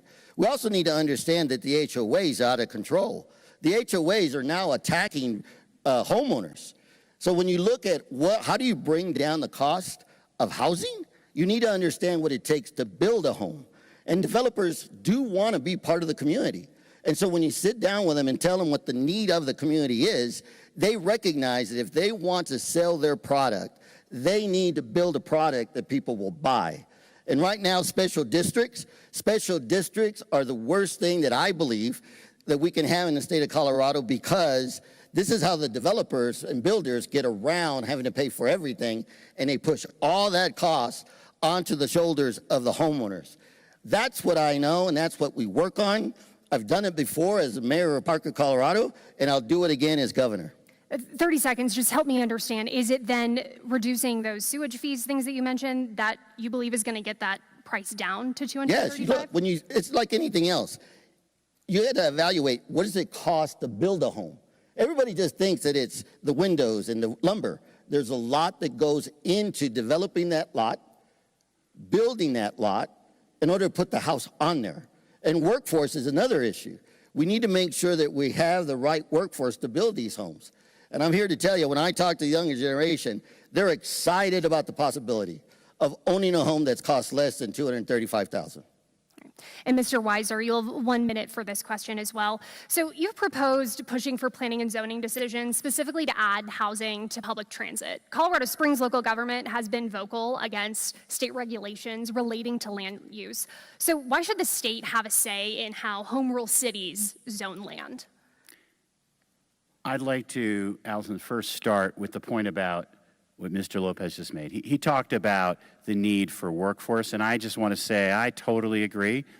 I was here in Colorado Springs several months ago visiting with Careers in Construction. It's a model program, getting young people in high school developing those skills for construction, to be an electrician, to work as a plumber. We don't have enough people in these critical roles, good-paying jobs, and that's part of what's making it harder to build. I want to lean in hard and invest in hard on career and technical education. As for how the state can work with local government, the relationship I foresee is one of collaboration and one of how do we push each other, how do we lift each other up. That means we've got to challenge local governments to do what I talked about, to lower those permitting fees, create incentives to build the types of homes, including near transit, that build more livable and sustainable cities. We can do this work. I've worked with local governments as Attorney General, including on the opioid crisis. I will take those skills and that commitment to the governor's mansion. All right, and I will just ask candidates to be mindful of the timer. But I do want to follow up and just give you 30 seconds to hear more explicitly, though, why should the state have that say? You talk about that collaboration, but why is it the state's responsibility what a home rule city does? As a matter of Colorado governance, the reality is when you're at the state level and you've got issues that are important, you're going to work with local governments to get things done. And setting the right tone and direction has to be a shared relationship and a partnership.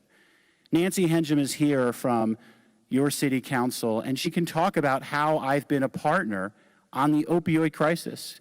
And that partnership is not with a heavy hand, it's with a helping hand.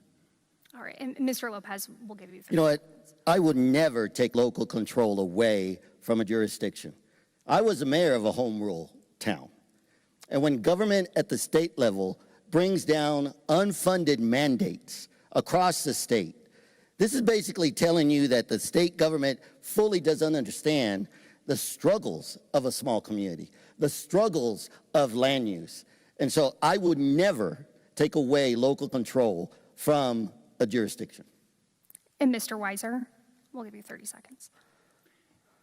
What I will underscore, they're Republican county commissioners across Colorado who've talked about their readiness and excitement to work with me as our next governor.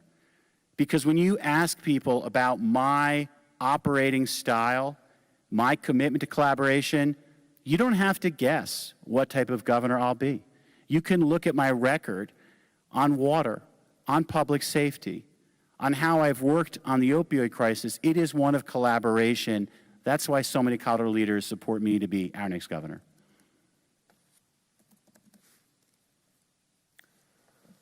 This is for a question for both of you, but Mr. Weiser, we'll start with you. Your office has sued the Trump administration more than 70 times since the president took office for the second time last year. Last week, we found out in material disclosed as part of one of those lawsuits that the administration appears to have coordinated pressure on Colorado over Tina Peters' incarceration and the state's vote-by-mail system, among other things, possibly. As governor, not as attorney general, but as governor, how would you respond to that kind of targeting in the future? And Ernest, I want to start with hot off the press from yesterday. I've got my copy of the Constitution in front of me, and what it says is the states manage the time, place, and manner of elections. Colorado's decided how we manage our elections. We use the mail for our elections so everyone gets a ballot. Now, the president, as part of conspiracy theories or who knows what, has said Colorado's mail elections, the ones that former Secretary of State Wayne Williams of Colorado Springs administered, has embraced, and has validated, those elections are our constitutional right. President Trump is taking away our sovereignty as a state. If you believe in federalism and the Constitution, you call out lawless behavior that's a threat to our sovereignty and efforts to interfere with our elections. Whether it's attorney general or governor, I won't tolerate that lawlessness. I won't bend the knee. I will always fight back. Okay. You Mr. know, Lopez. I carry the Constitution, the United States Constitution, in my pocket, and I look at the 10th Amendment, states' rights. And states' rights trump federal laws. And so when you do have a president, I don't care whether it's a Republican or a Democrat. As an unaffiliated candidate, I represent the people, not a party. And so I will stand tall anytime someone is trying to do harm to the people of Colorado.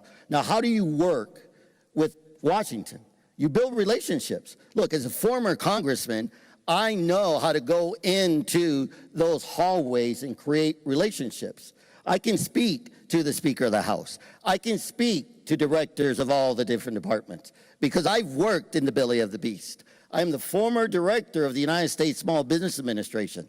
I know how to get the attention of people, and that is why I was able to succeed in stopping Colorado from violating the Endangered Species Act when they brought in wolves from Canada. I will continue to do that. Mr. Weiser, 30 seconds, respond to what Mr. Lopez says. Greg, those first 30 seconds about the 10th Amendment, that was the thing of beauty. And you were so close to saying, and that's why I'll stand with Attorney General Weiser against any effort to undermine our right to manage our elections. Now, Victor Marx isn't here. He wasn't ready to answer questions about the Constitution. You are ready to answer those questions. I worry that he's not ready to protect Colorado and our constitutional rights. Greg, can you stand with me and protect our sovereign rights, our ability to run our election as the Constitution says? I will tell you this, I will work with anybody. So when I become governor, I'd be more than happy to sit down with you and talk about how we make sure Colorado is a state that we can all be proud of. I'll take that as a yes. Right, I've got a follow-up for both of you, and this is in the context of the original question, which is knowing what happened in December and later, would you have commuted Tina Peters' sentence like Governor Polis did, Mr. Lopez? You know, one of the things that people need to understand that as a governor, you're required to make thoughtful decisions about the future of individuals, specifically when they've broken the law. Look, there is no question that the law had been broken. But however, the appellate court here in Colorado stated that the judge on that case did not do it correctly. It talked about how the judge personalized the sentencing. And I think it's important for any governor to evaluate the totality of the file before they make a decision on someone's life at any point. So would you have commuted her sentence knowing what you know now? I believe that I would support Governor Polis for what he did. Okay, Mr. Weiser. Working with Republican DA from Mesa County, Dan Rubenstein, we prosecuted Tina Peters. She was sentenced after a jury of her peers found her guilty. And at every point, essentially up until now, she has been unrepentant.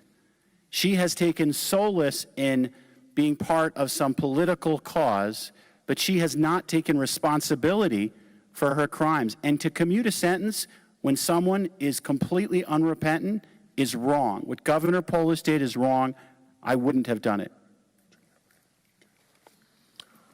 All right. Are we done on this? Should we move on to? Well, no, let me add, Let you know what? Greg take 30 seconds. Yes, the higher courts, and I know you work in the judicial system, the higher courts sent down a message that they did it wrong and they needed to fix it. And so if we're going to hold the courts at a higher esteem, we must always evaluate why they're making that instruction. And I will tell you that I was there. I witnessed what they said. And I will tell you that your office struggled in trying to explain to the court why they believed that they had done it right. And I think, folks, it's important to understand the governor is the highest ranking official, and he must make good informed decisions when he has to face these types of questions. Okay, Mr. Weiser, 30 seconds, then we'll move on. Thank you, Ernest. 2 points I'd add here. First, the appellate court remanded the issue to the lower court for a resentencing to ensure that the sentence was proper and didn't include any impermissible basis. The fact that Governor Polis didn't let that process play out as the judicial process should was overstepping the role, and it was wrong. And as for the email from this White House, take a look at it. It's an extraordinary affront to our sovereignty, and it's a breach of the president's responsibility to faithfully execute the laws. All Americans should be outraged. All right, we're going to move on to our lightning round, short answer round here. And so during that time, we're going to take your eyes off the clock. We're not going to run the clock. But the first few questions I'm going to ask will be yes, no. Well, okay, actually, I lied. I have one question before the yes, no. So first question I'd like to know, and try and keep these answers under 15 seconds. We'll begin with you, Mr. Weiser. So we're talking about statewide issues here tonight, but we're also here in Colorado Springs, and Southern Colorado certainly faces its own set of unique issues. What is a unique problem to either Colorado Springs or Pueblo that you can solve in the first year? I want to talk for a minute about the wildfires that I was in Pueblo for twice, seeing how harmful they were. We need to do much better as a state preparing for wildfires and to be ready to respond from them. I am going to raise our game, transform our leadership on wildfire response. So for Pueblo, Colorado, we're going to be better prepared, better avoid what we saw in the Aspen Acres fire. And Mr. Lopez? You know, two of the most important things that is facing Colorado Springs and Pueblo are homelessness and drugs. Fentanyl is running rampant in Pueblo. Homelessness, you drive up and down the streets here in Colorado Springs and you see it. We must pay attention to what is happening in our communities. And again, those are the two things that I'm going to be focusing on in working with the mayors and working with the county commissioners of both jurisdictions, because we do not want to see our brothers and sisters suffer because of the fact that government is not there to help them find a better path. Okay, and these yes, no on ballot issues, you guys can just answer them at the same time. So there's two competing income tax initiatives. One's going through a signature review process, but first is Initiative 232, which is on the ballot, that caps income tax at 4.4%. Yes or no, how will you vote? Say that again. Initiative 232, it is on the ballot. It caps income tax at 4.4%. I would vote yes. I'm not for doing that, and on your next one, I don't take positions until something is actually certified, so I'm not going to be able to offer an answer. Okay, Mr. Lopez, would you like to answer on Initiative 195? That would ask voters to reduce the income tax on people earning less than $100,000 a year and then increase up to 8.4% on high earners and corporations? I believe that one hasn't been certified yet. Correct. So are you taking the same stance as Mr. Weiser then, and not? Okay. I guess I gave you a cop-out there. All right. Weak moderator. So 2 questions relating to transgender youth. The first is Initiative 110 would ban gender-affirming surgeries on minors. Yes or no? Yes. I want to say about both of these, my test for anything I do is to make sure that I really listen to people who it affects. And I've talked to families with transgender kids, transgender Coloradans. These measures are about stigmatizing them. And I don't believe in that. We in Colorado need to recognize that we don't prey on those who are vulnerable.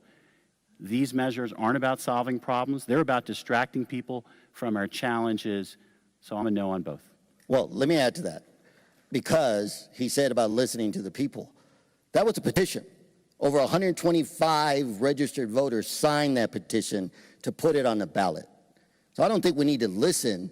We need to evaluate and wait to see what the people of Colorado decide. And what about Initiative 109, requiring transgender youth to participate in sports based on their biological sex? Yes or no? I would vote yes, because we should not allow children to harm their bodies until they're of age. And I think parents should have a say on that. And right now, again, because of the fact that government has failed us, the citizens have taken it upon themselves to bring this message forward. And this is democracy. This is what democracy is all about, is when the legislature and the government is not doing it right, the people have an opportunity to bring them forth and ask the question, truly ask the question of their peers, not of some elected official. And we'll try to keep it, this is our short answer. I've got a segment. question for you, Greg. Have you sat down with any families with transgender kids and listened to them? I have.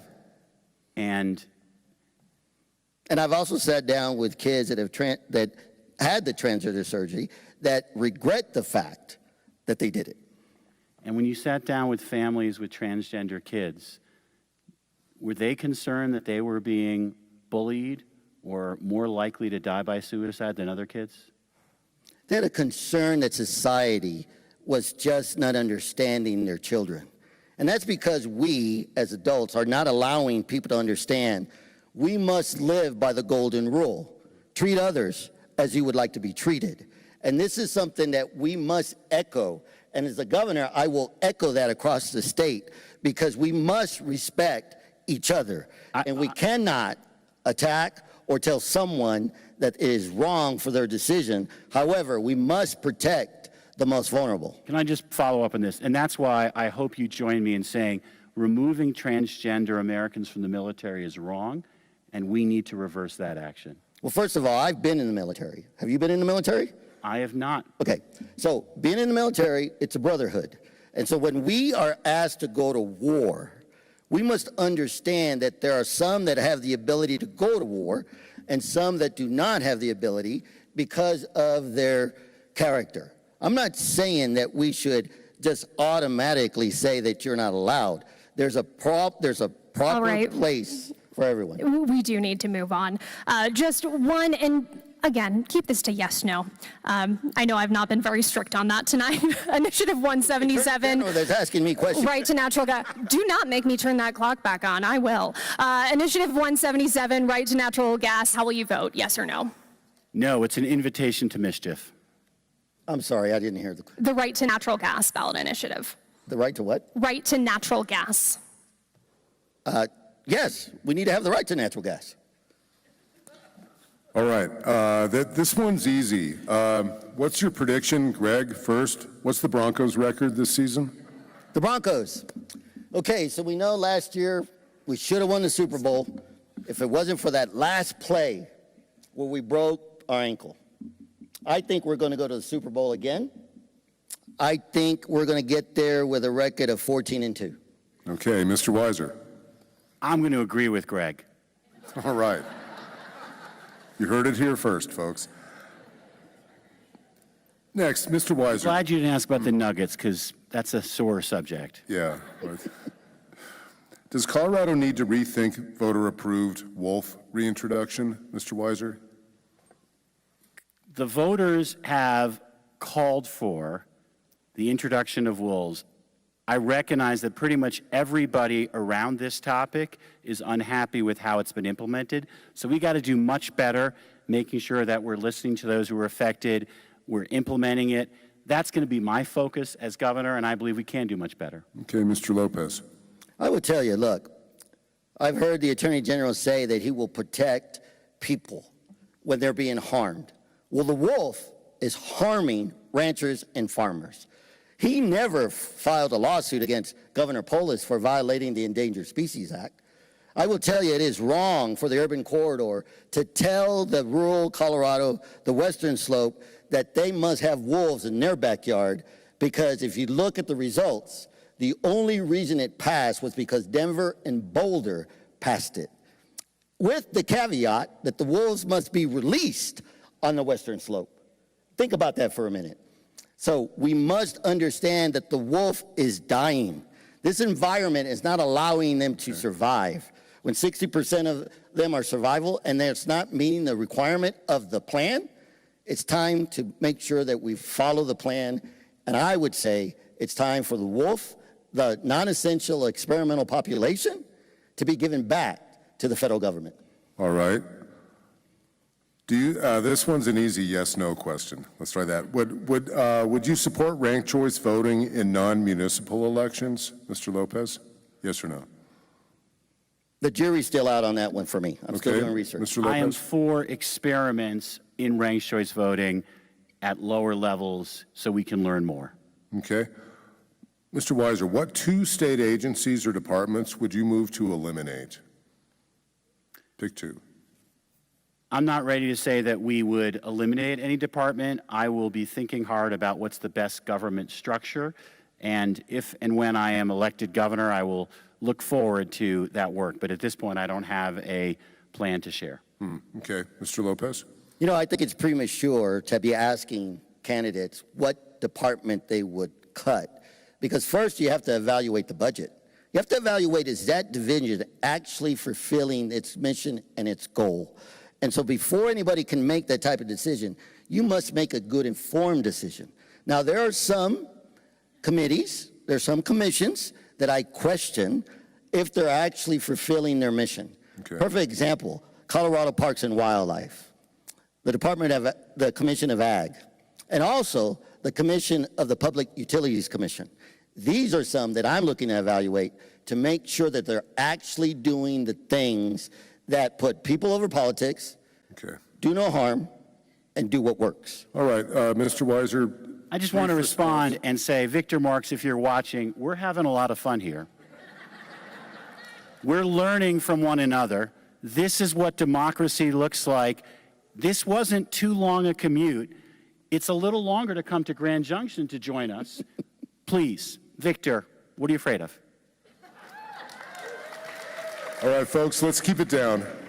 All right. A quick question here, and again, we are running a little short on time here. So, Mr. Lopez, running for office, what's something you've changed your mind about since you started this campaign?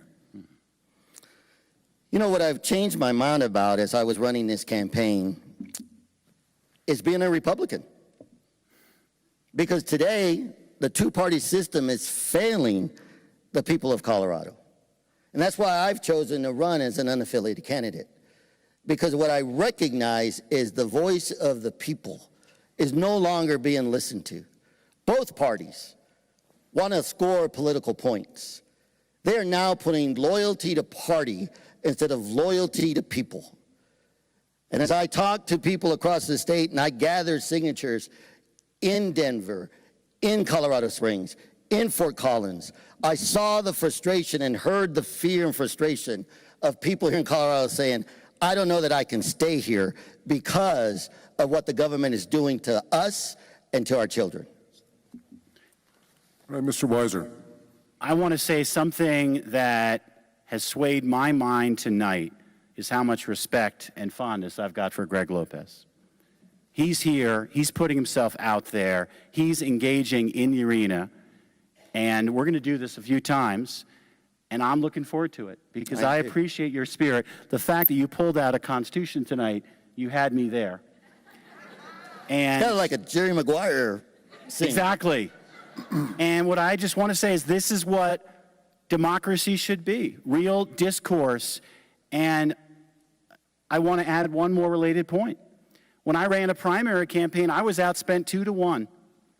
And I viewed it as an experiment in democracy. Can authentic engagement at the grassroots make a difference? And I wouldn't say NSA changed my mind, but I reaffirmed my belief that that's what matters. Showing up, listening to people, working together to get things done. I know we'll be able to work together when I'm governor. All right. Mr. Weiser, and this should be under a sentence. What's the, seriously, what's the first bill you'd like to sign? It's really hard to choose. I will say it's really important we pass a law about data centers. There's a lot of concern out there. How do we get it right? It is one of the top priorities we're going to be working on. Okay, Mr. Lopez, what's your first bill? You know, before I talk about my first bill, I think it's important to understand that you need 10 to seconds. sit down with the leadership and have a conversation about what they're hearing from their constituents. He's going to work with me in the data center. One of the first things I'm going to do is encourage them to not have 5 bills in the session. That's 600 bills that they pass every single year. Most people out here in the audience have no clue that every 5 months, the state of Colorado passes 600 bills, and they have a fiscal note. I will tell you, they don't have time to read those bills. They should be only allowed 2 bills with perhaps some parameters on how they might introduce additional bills. That is the type of government that we need here in Colorado. All right, thank you. Thank you both. Okay, we're going to move on from our short answer segment now. So one of the things that we hear about from voters, people in the community, is the condition of the roads in Colorado. We hear especially from out-of-state drivers, well, I knew when I was in Colorado because the roads got a lot worse. Colorado has made investments in roads in the last decade, but there are still infrastructure needs. Mr. Lopez, you've proposed buying E470, the toll road that many people use to get to DIA to reduce congestion. Mr. Weiser, you've said it's time to prioritize getting a rail line from Denver up and running. My question for both of you, though, is does the state have enough flexibility and funding to meet its transportation needs? And if you're elected, how would you allocate money between highways, transit, and rail? Mr. Weiser, you have 1 minute. We have to walk and chew gum at the same time. We need multi-modes of transportation. I really want to make sure people from Colorado Springs can take a train to the Broncos games to go to the new stadium and not have to be on I-25. I want to make sure that we widen Pena Boulevard so people aren't waiting in traffic when they go to the airport. Those are not either or, it's both and. I just worked on a measure with those who were pushing a ballot initiative to take something off the ballot to get it solved through real collaboration and a commitment to the type of attention we need to invest in our roads to do better. I would say many roads in Colorado are in unacceptable shape. Think about Northeast Colorado, for example. We need to do better. I don't just have a plan to do better. I'm actually working now and worked with those pushing this measure to make progress. As governor, we will do both. Mr. Lopez. Well, let me remind everybody that government doesn't make money, it takes money. So anytime we talk about a new railroad system, basically what they're saying is we need to stick our hand in your pocket to make sure that we can pay for this. I will tell you, we don't have a revenue problem. We have a spending problem. When CDOT is spending money on things that are not about pavement, it's not about getting you from point A to point B, it's about electric vehicle charging stations. It's about trails. It's about bicycle lanes. That is not what CDOT is supposed to be doing. Now, we need to understand that the freedom of mobility is what makes Colorado such a beautiful state, because we have the ability to go up to the mountains, to decide where we're going to go. And more importantly, we all know what time of day we should leave if we don't want to get caught in congestion. But we need to understand that it is wrong for moms to be sitting in traffic for 3 hours when all they're trying to do is get home to their kids and help them with their homework and cook dinner. We need to address this issue because it is a people issue. All right, we'll move on. Next question, Mr. Weiser, you already broached an issue top of mind here in Colorado Springs is a proposed data center off of Garden of the Gods Road. Neighbors have raised concern about noise, environmental impacts, and soaring utility costs. Under your administration, what would your policy be on approving data centers, encouraging them or not, and what responsibility those companies will be required to take when it comes to being good neighbors? Mr. Weiser? I have, as I mentioned, a commitment for us to create a state law with standards on data centers that first and foremost protect communities so that community members don't lose what in the law is known as quiet enjoyment. People in neighborhoods, say a nursing home or a healthcare facility, don't want a data center right next to them, and they shouldn't have it shoved down their throat. The communities should be able to say, no, it's not for us. Second, communities need to know their rates are not going to go up for their electricity. They deserve the safeguards so that those who bring the data center pay for the power. And the power should be consistent with our clean energy commitments. And there's lots of great promise. For example, geothermal power in northwest Colorado for data centers where we're closing coal plants can help create jobs for people losing jobs in coal plants. That's a great idea. For some other situations, not so much. Okay, Mr. Lopez.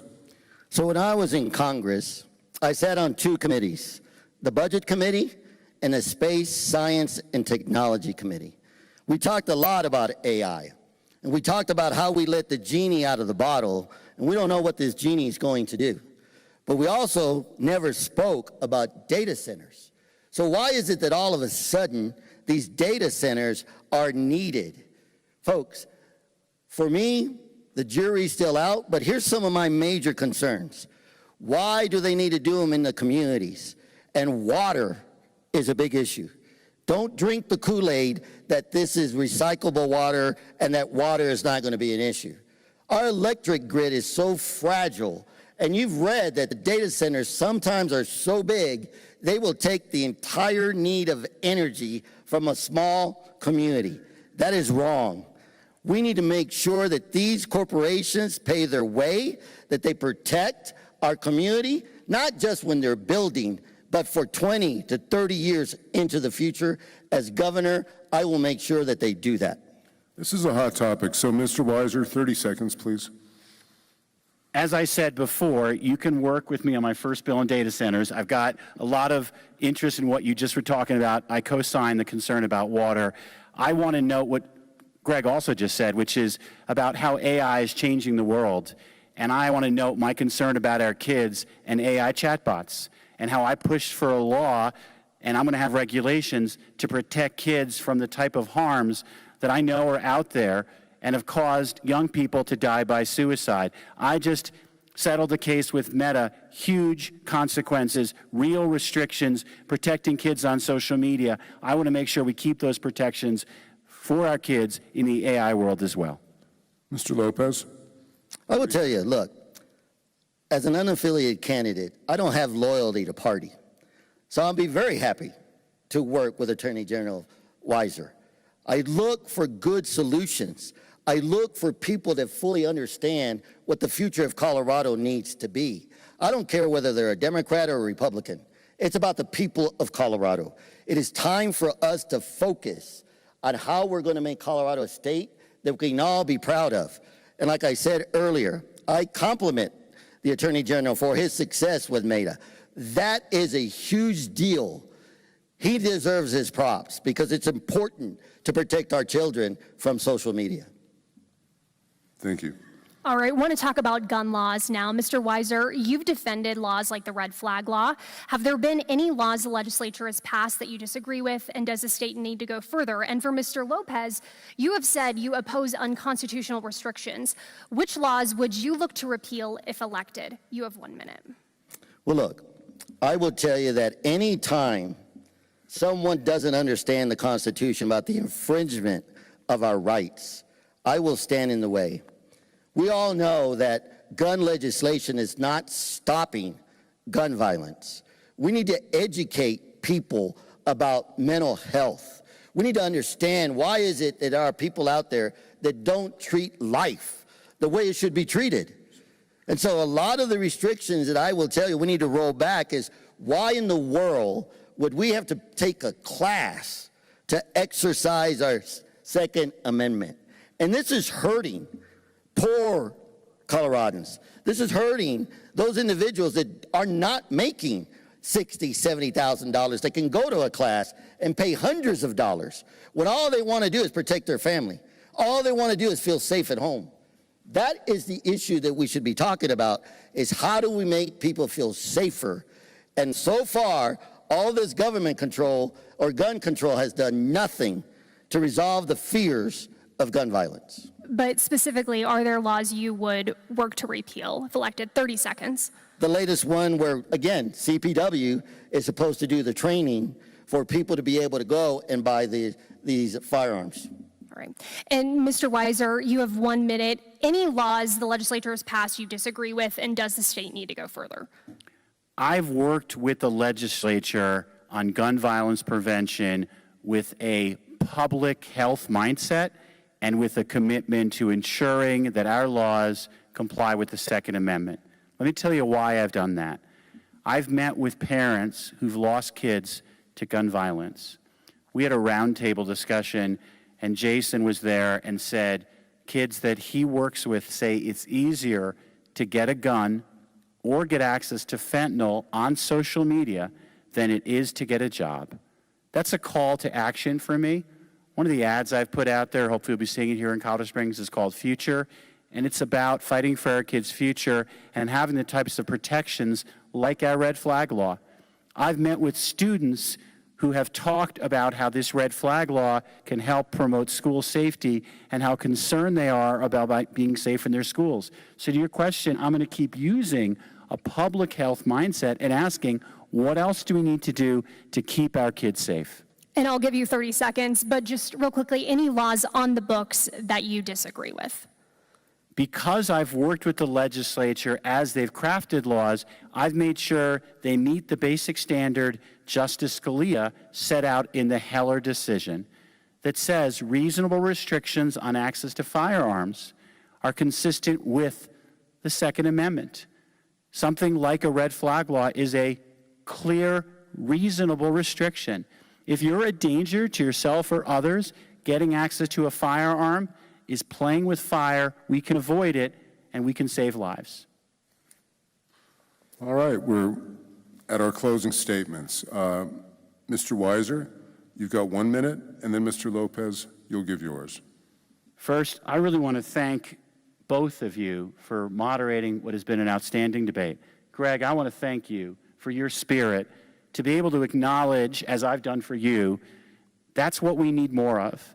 And Coloradans, Colorado Springs, I want to acknowledge you, that I've heard you loud and clear about our challenges and that we must do better.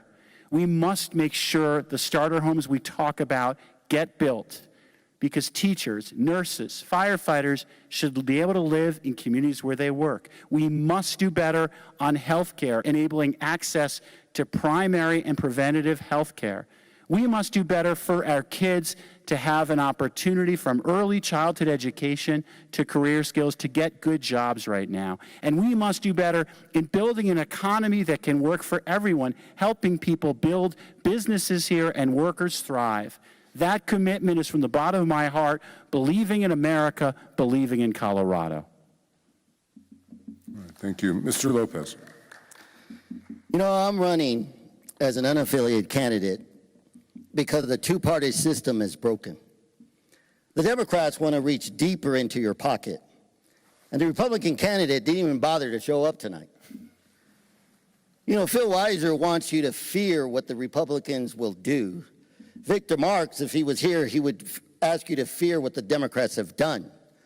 I'm asking you to believe what Coloradans can do together.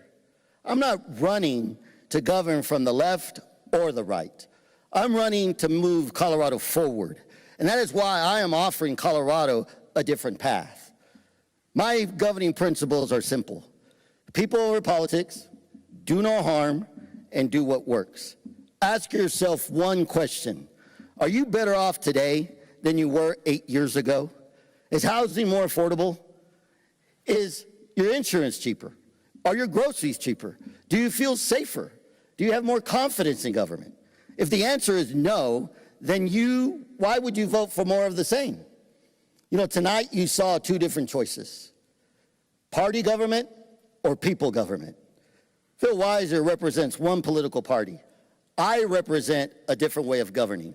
So I am asking for your vote, not for a party, but for you, for our future, and for Colorado. All right. You may now applaud and cheer.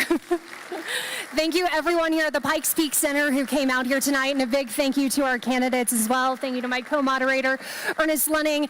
And again, thank you so much to our news partners across the state for streaming this debate. We have much more coming up here on News 5, including a special edition of News 5 starting right now. Thanks so much for joining us.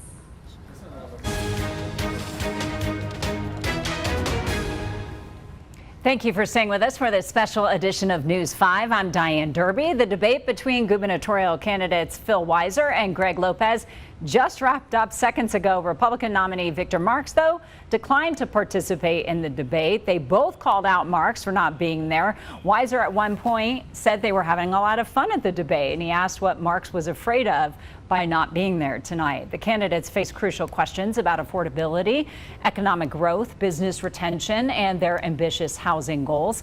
Candidates were asked how they would balance the state budget. They were asked about their policies on data centers, too, and the responsibilities the companies should take on when it comes to their utilities.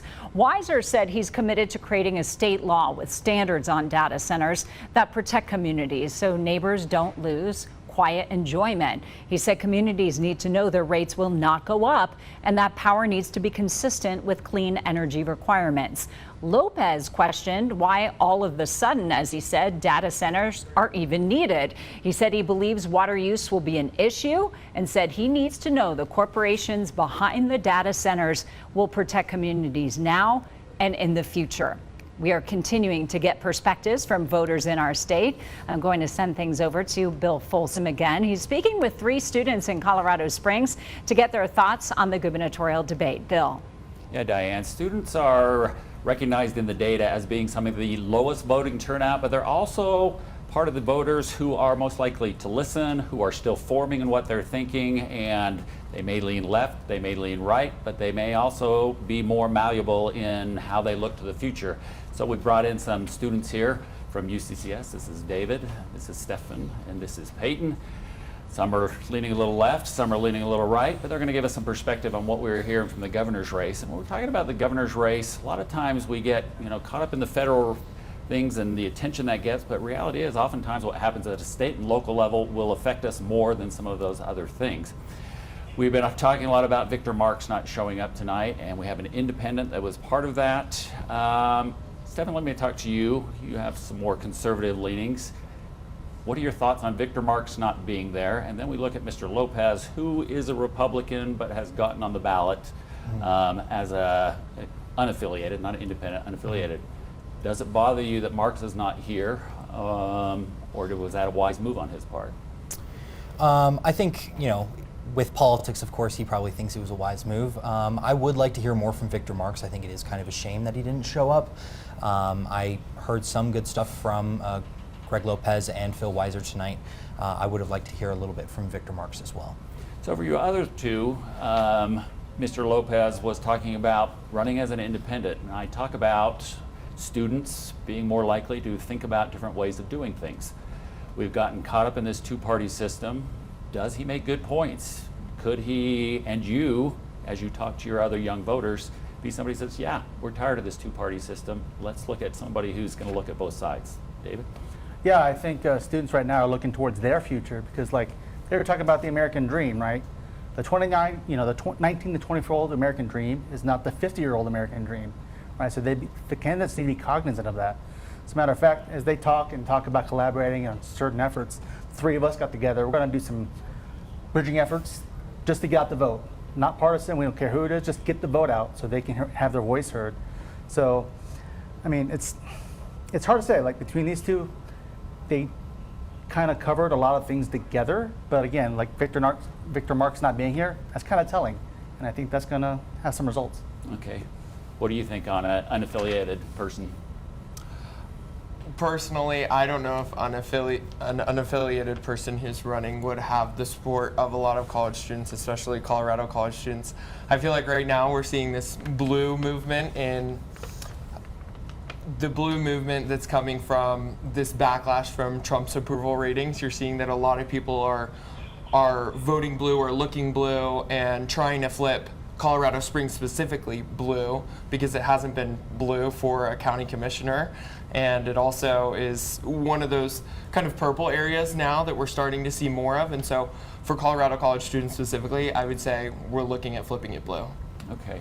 From a young person's perspective, a couple of things they talked about was making the possibility of good jobs. They talked about changing social media. Can politics do that? Anybody want to jump in on that? I would say to a degree, they can put some, parameters on there, but first there was Facebook, then there was Instagram, there was TikTok. They can mandate certain policies on certain platforms, but society's going to adjust. So I don't know if they can anticipate every contingency. And do we need to talk to young people about what social media is doing there? Do you see a problem with social media among your peers?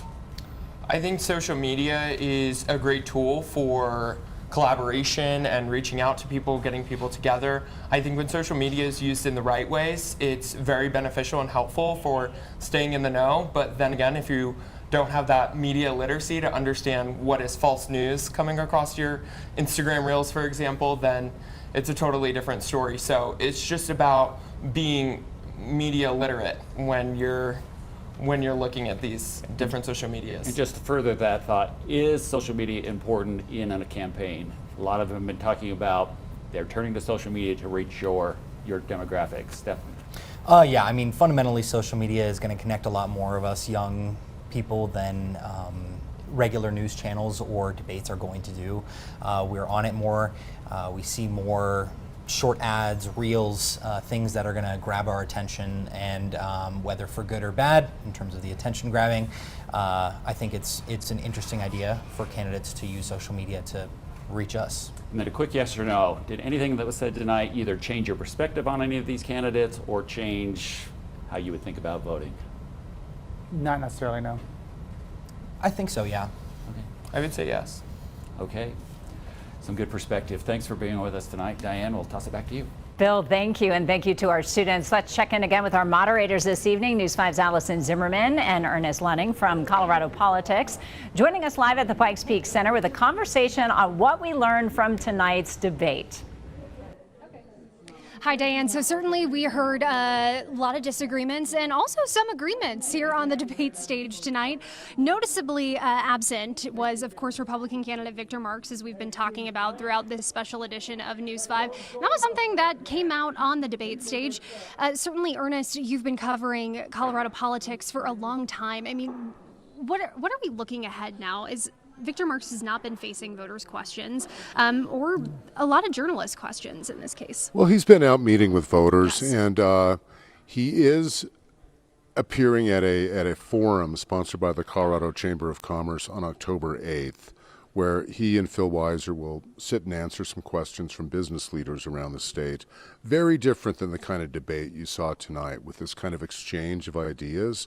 I was half expecting these two to endorse each other out there. They were talking about how much they agreed upon, about their approach, and about how they wanted to bring folks into the next administration.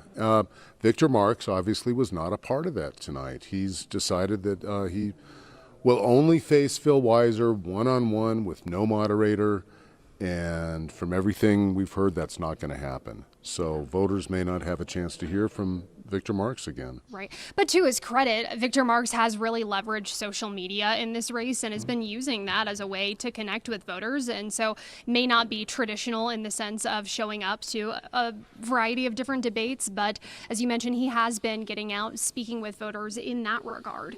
So, yeah. Well, he has, and he's got an interview coming up on a competitor on the Fox News channel this Sunday with Laura Trump. Was out here interviewing him and his lieutenant governor candidate a couple of days ago. That's going to be airing. His campaign told me early on that they were not going to follow the playbook that candidates typically have in Colorado, like going to all the debates, showing up for all the interviews, running the kind of ads that folks do. You know, he's also taking a unusual route with some of his fundraising. He's got a candidate merchandising store now that's not selling merchandise from the campaign, but it's campaign merchandise. There are Secretary of State complaints looking into that, whether that violates Colorado's campaign finance law.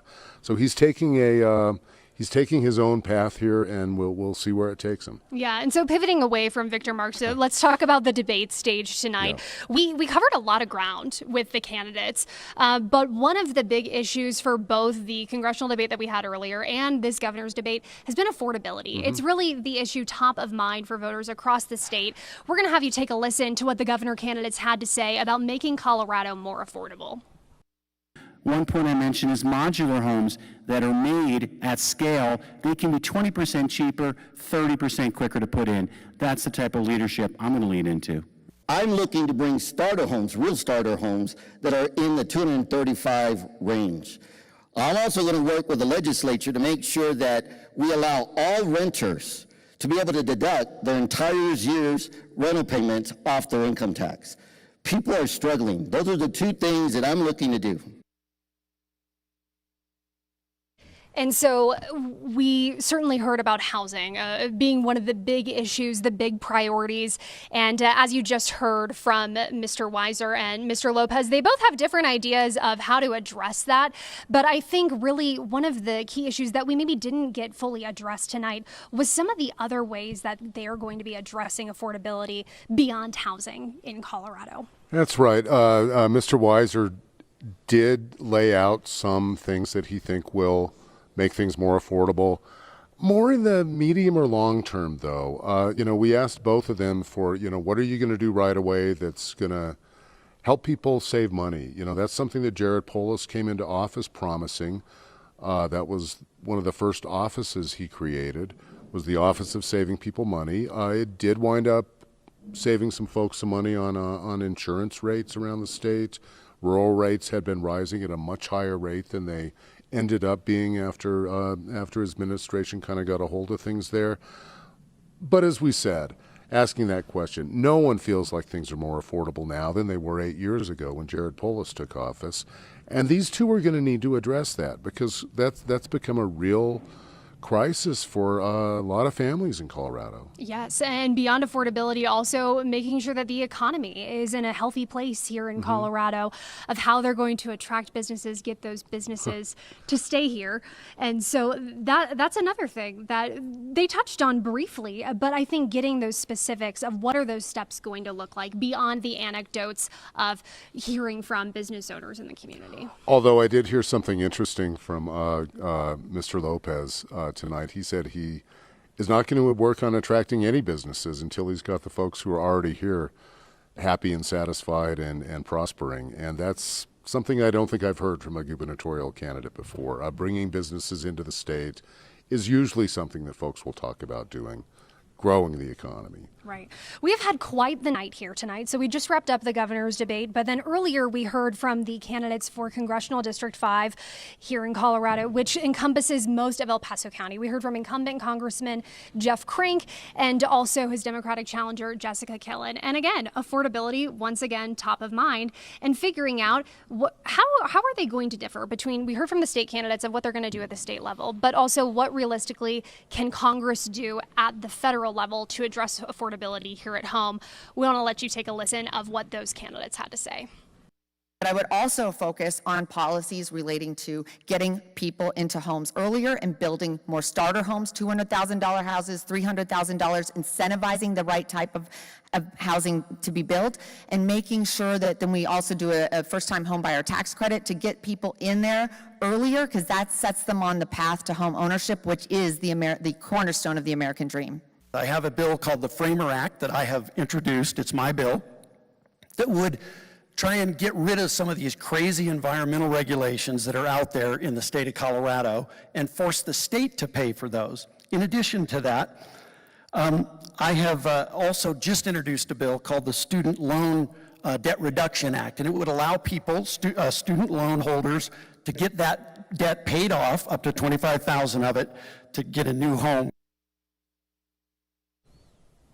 And so you just heard there some of the ideas that they're proposing as far as affordability. One of the things that they also talked about was this Road to Housing Act that did pass in Congress basically unanimously. The president opted not to sign it, but then it still became law. But that is something that is going to be kind of a balancing act over the next coming years, is figuring out what can be done at the federal level, what can be done at the state level to keep things affordable. That's right. And the Republicans largely say, we're putting more money in your pocket by extending the tax cuts that would have expired last year. And the Democrats are saying, well, you didn't do those fairly. And they're benefiting some segments of the population more than others. And everyone's feeling the pain. So I don't know that we heard a lot about what the federal government can really do. But that comes up every year. I mean, presidents can't do that much about the economy. They can harm things. It's hard to help things, and we're going to see what voters feel about that. Right. And certainly one of the big takeaways we had from that CD5 debate is Congressman Crank talking about his record, and then Jessica Killen pointing to his record as a liability. And then on the flip side, Congressman Crank talking about Killen's time with the Biden administration and using that as her liability. And they both kind of tried to paint each other as being more partisan than they maybe present themselves. That's right. They both. Exactly. They talk about themselves as being problem solvers, living in the community, talking to people, hearing what they need, and addressing those needs. But between now and then, they're going to be calling each other, painting each other as red and as blue as possible. And part of the reason is because no one likes Republicans much, no one likes Democrats much. So we'll see what kind of personal connection that these candidates make with the voters. Yeah, a lot of people feeling disenfranchised and just fed up with partisan politics across the country. That's going to do it for us here at the Pikes Peak Center. We're going to go to break, and News 5 Special Edition will be back right after this. Thanks.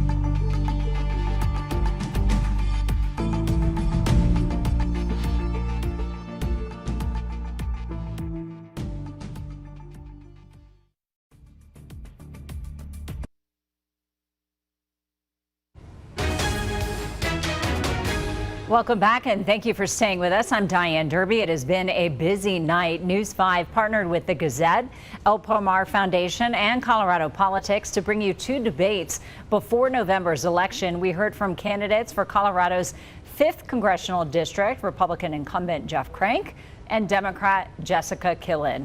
We also held a debate for two gubernatorial candidates, Democratic nominee Phil Weiser and unaffiliated candidate Greg Lopez. Republican Victor Marks declined to participate. During the Colorado District 5 debate, one of the many topics covered was Medicaid and health care. Jessica Killen claims President Trump's One Big Beautiful Bill is to blame, while Jeff Crank says laws created by our government make it impossible to keep up with costs.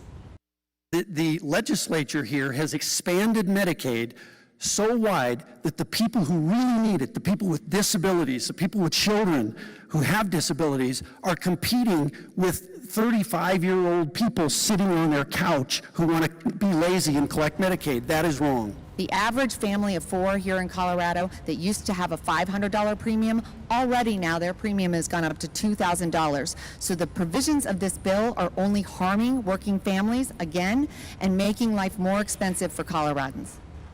We're taking a closer look into Colorado's 5th congressional district race with Scripps News Group's deputy political director, Joe St. George. I spoke with him about why this traditionally Republican stronghold could flip blue, how housing costs and demographic shifts are reshaping El Paso County politics, and what a potential Democratic upset would mean for President Trump's influence and control of Congress. I want to begin talking about the impact of debates. Who has more pressure to perform tonight? Always the underdog loves debates, right? So in this particular case, this was the pressure to some degree was on incumbent Congressman Crank. I mean, we had a situation where this is a debate where Democrats needed to have a moment in order to get attention nationally. I mean, let's be real. The 5th congressional district in Colorado, it's not on the toss-up list of any of the major predictors. It's on the more lean conservative list. So Democrats tonight needed to have a moment that they can then send a clip to Washington, maybe a donor out of state or a donor who wants to devote to another race in Colorado and say, hey, give us a little more of the resources. Look at this moment. So time will tell if this debate actually moved the needle at all. This is a possible wave year. Which way do you think it's going to go? Well, look, historically, presidents, the incumbent party of whoever's in power in the White House, historically they have bad midterm elections. I mean, we saw former President Joe Biden have a bad midterm election. The first term of President Trump was a bad midterm election for the president. The same went for former President Obama. So when it comes to the House, the odds are Democrats are have a good night in a few short weeks. Are they able to create enough of a wave to overtake the 5th congressional district in Colorado? That is the big mega question. I mean, you got to look at the results from 2024 when the congressman won by 50,000 votes. 50,000 votes is a pretty big chunk of protection.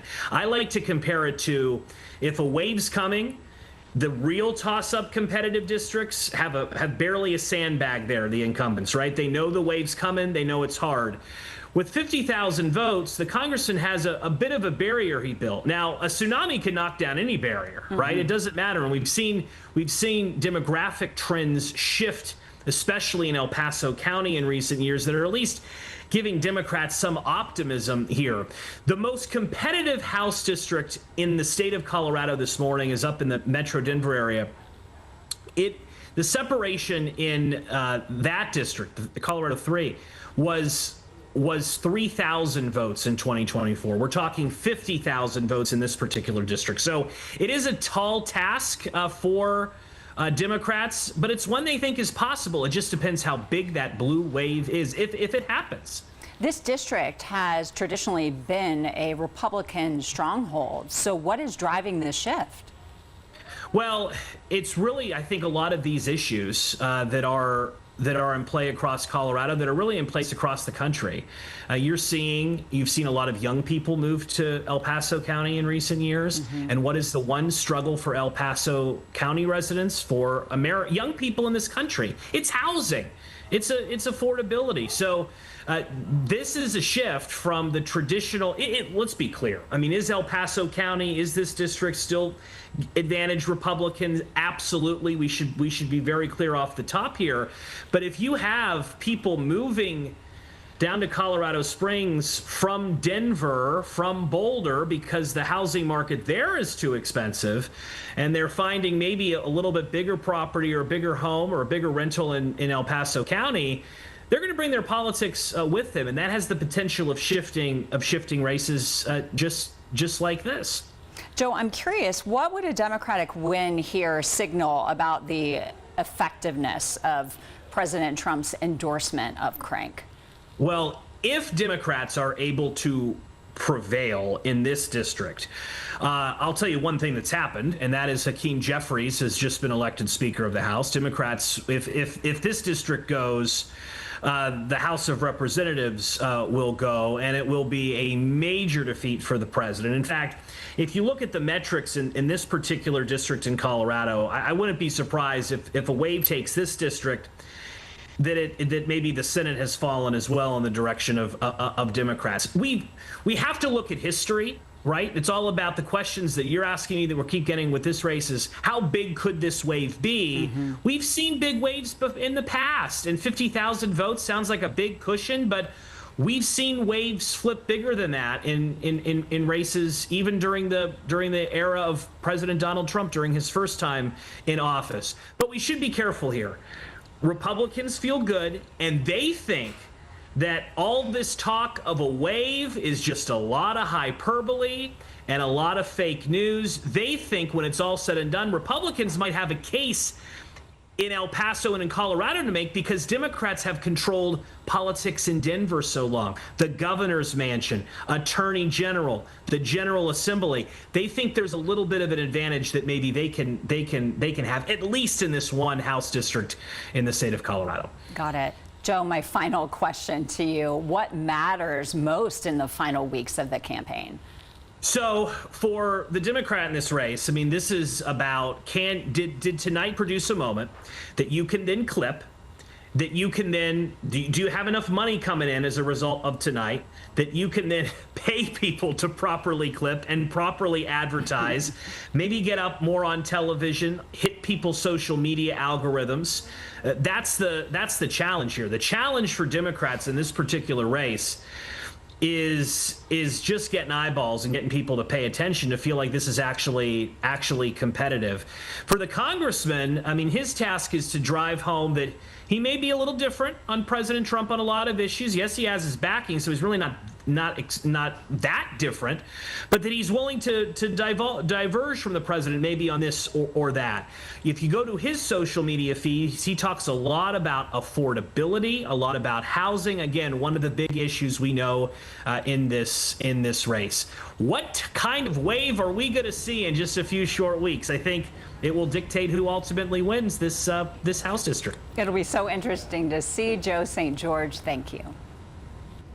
As we heard from gubernatorial candidates Phil Weiser and Greg Lopez tonight, one hot topic discussed was data centers. We have reported extensively on the proposed data center that would be built on Garden of the Gods Road in Colorado Springs.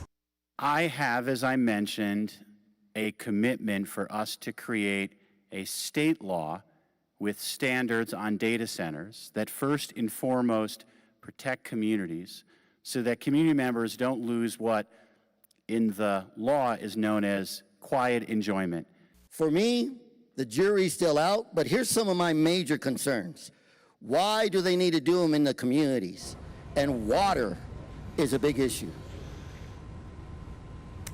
We've been following the data center project closely. It's called Project Taurus. The City Planning Commission recently voted to approve the project, but two groups filed appeals against that decision. So now city council members are going to hold a special meeting to hear those appeals. The meeting happens September 17th at the Pikes Peak Center for Performing Arts. It starts at 9 a.m. Tonight's debates are meant to help you get ready for Election Day. Colorado voters have exactly 68 days until the election. We put together a list of important dates coming up. Officials say first, make sure your voter registration is up to date. You may need to update an address or a name. Mail-in ballots, those are going to be sent to all active registered voters on October 5th. In-person voting begins October 19th. If you do plan to mail your ballot back, you must send it back by October 27th. That is the last day. Officials say ballots received after Election Day on November 3rd are not going to be counted. You can check your registration status. There's a very helpful website to do that at govotecolorado.gov. That wraps up this special edition of News 5. Be sure to tune in to News 5 at 10 in about an hour. Our Allison Zimmerman is headed back to our studio to help break down tonight's debates. Thank you for watching this special edition of News 5. We'll see you back here for News 5 at 10.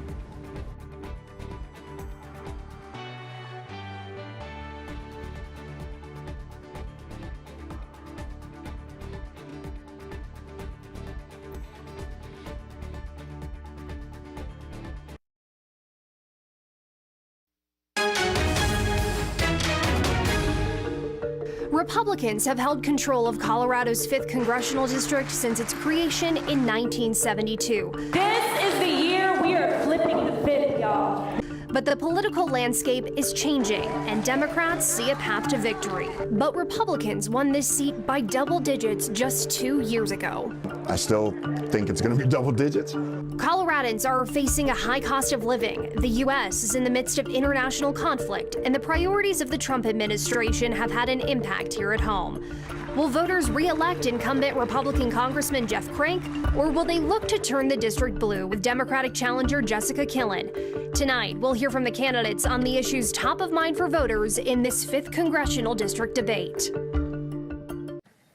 Good evening, and thank you for joining us for this 5th congressional district debate. I'm Allison Zimmerman, alongside Colorado politics reporter Ernest Lenning. We are very excited you're joining us here on News 5, as well as all of our different streaming platforms. Tonight, we'll be hearing from incumbent Congressman Jeff Crank, a Republican, and Democratic challenger Jessica Killen. Now, we do have a few rules for this debate. Candidates will be given 1 minute to answer each question. Candidates will both be asked the same question. Rebuttals will be at our discretion, and those will be 30 seconds.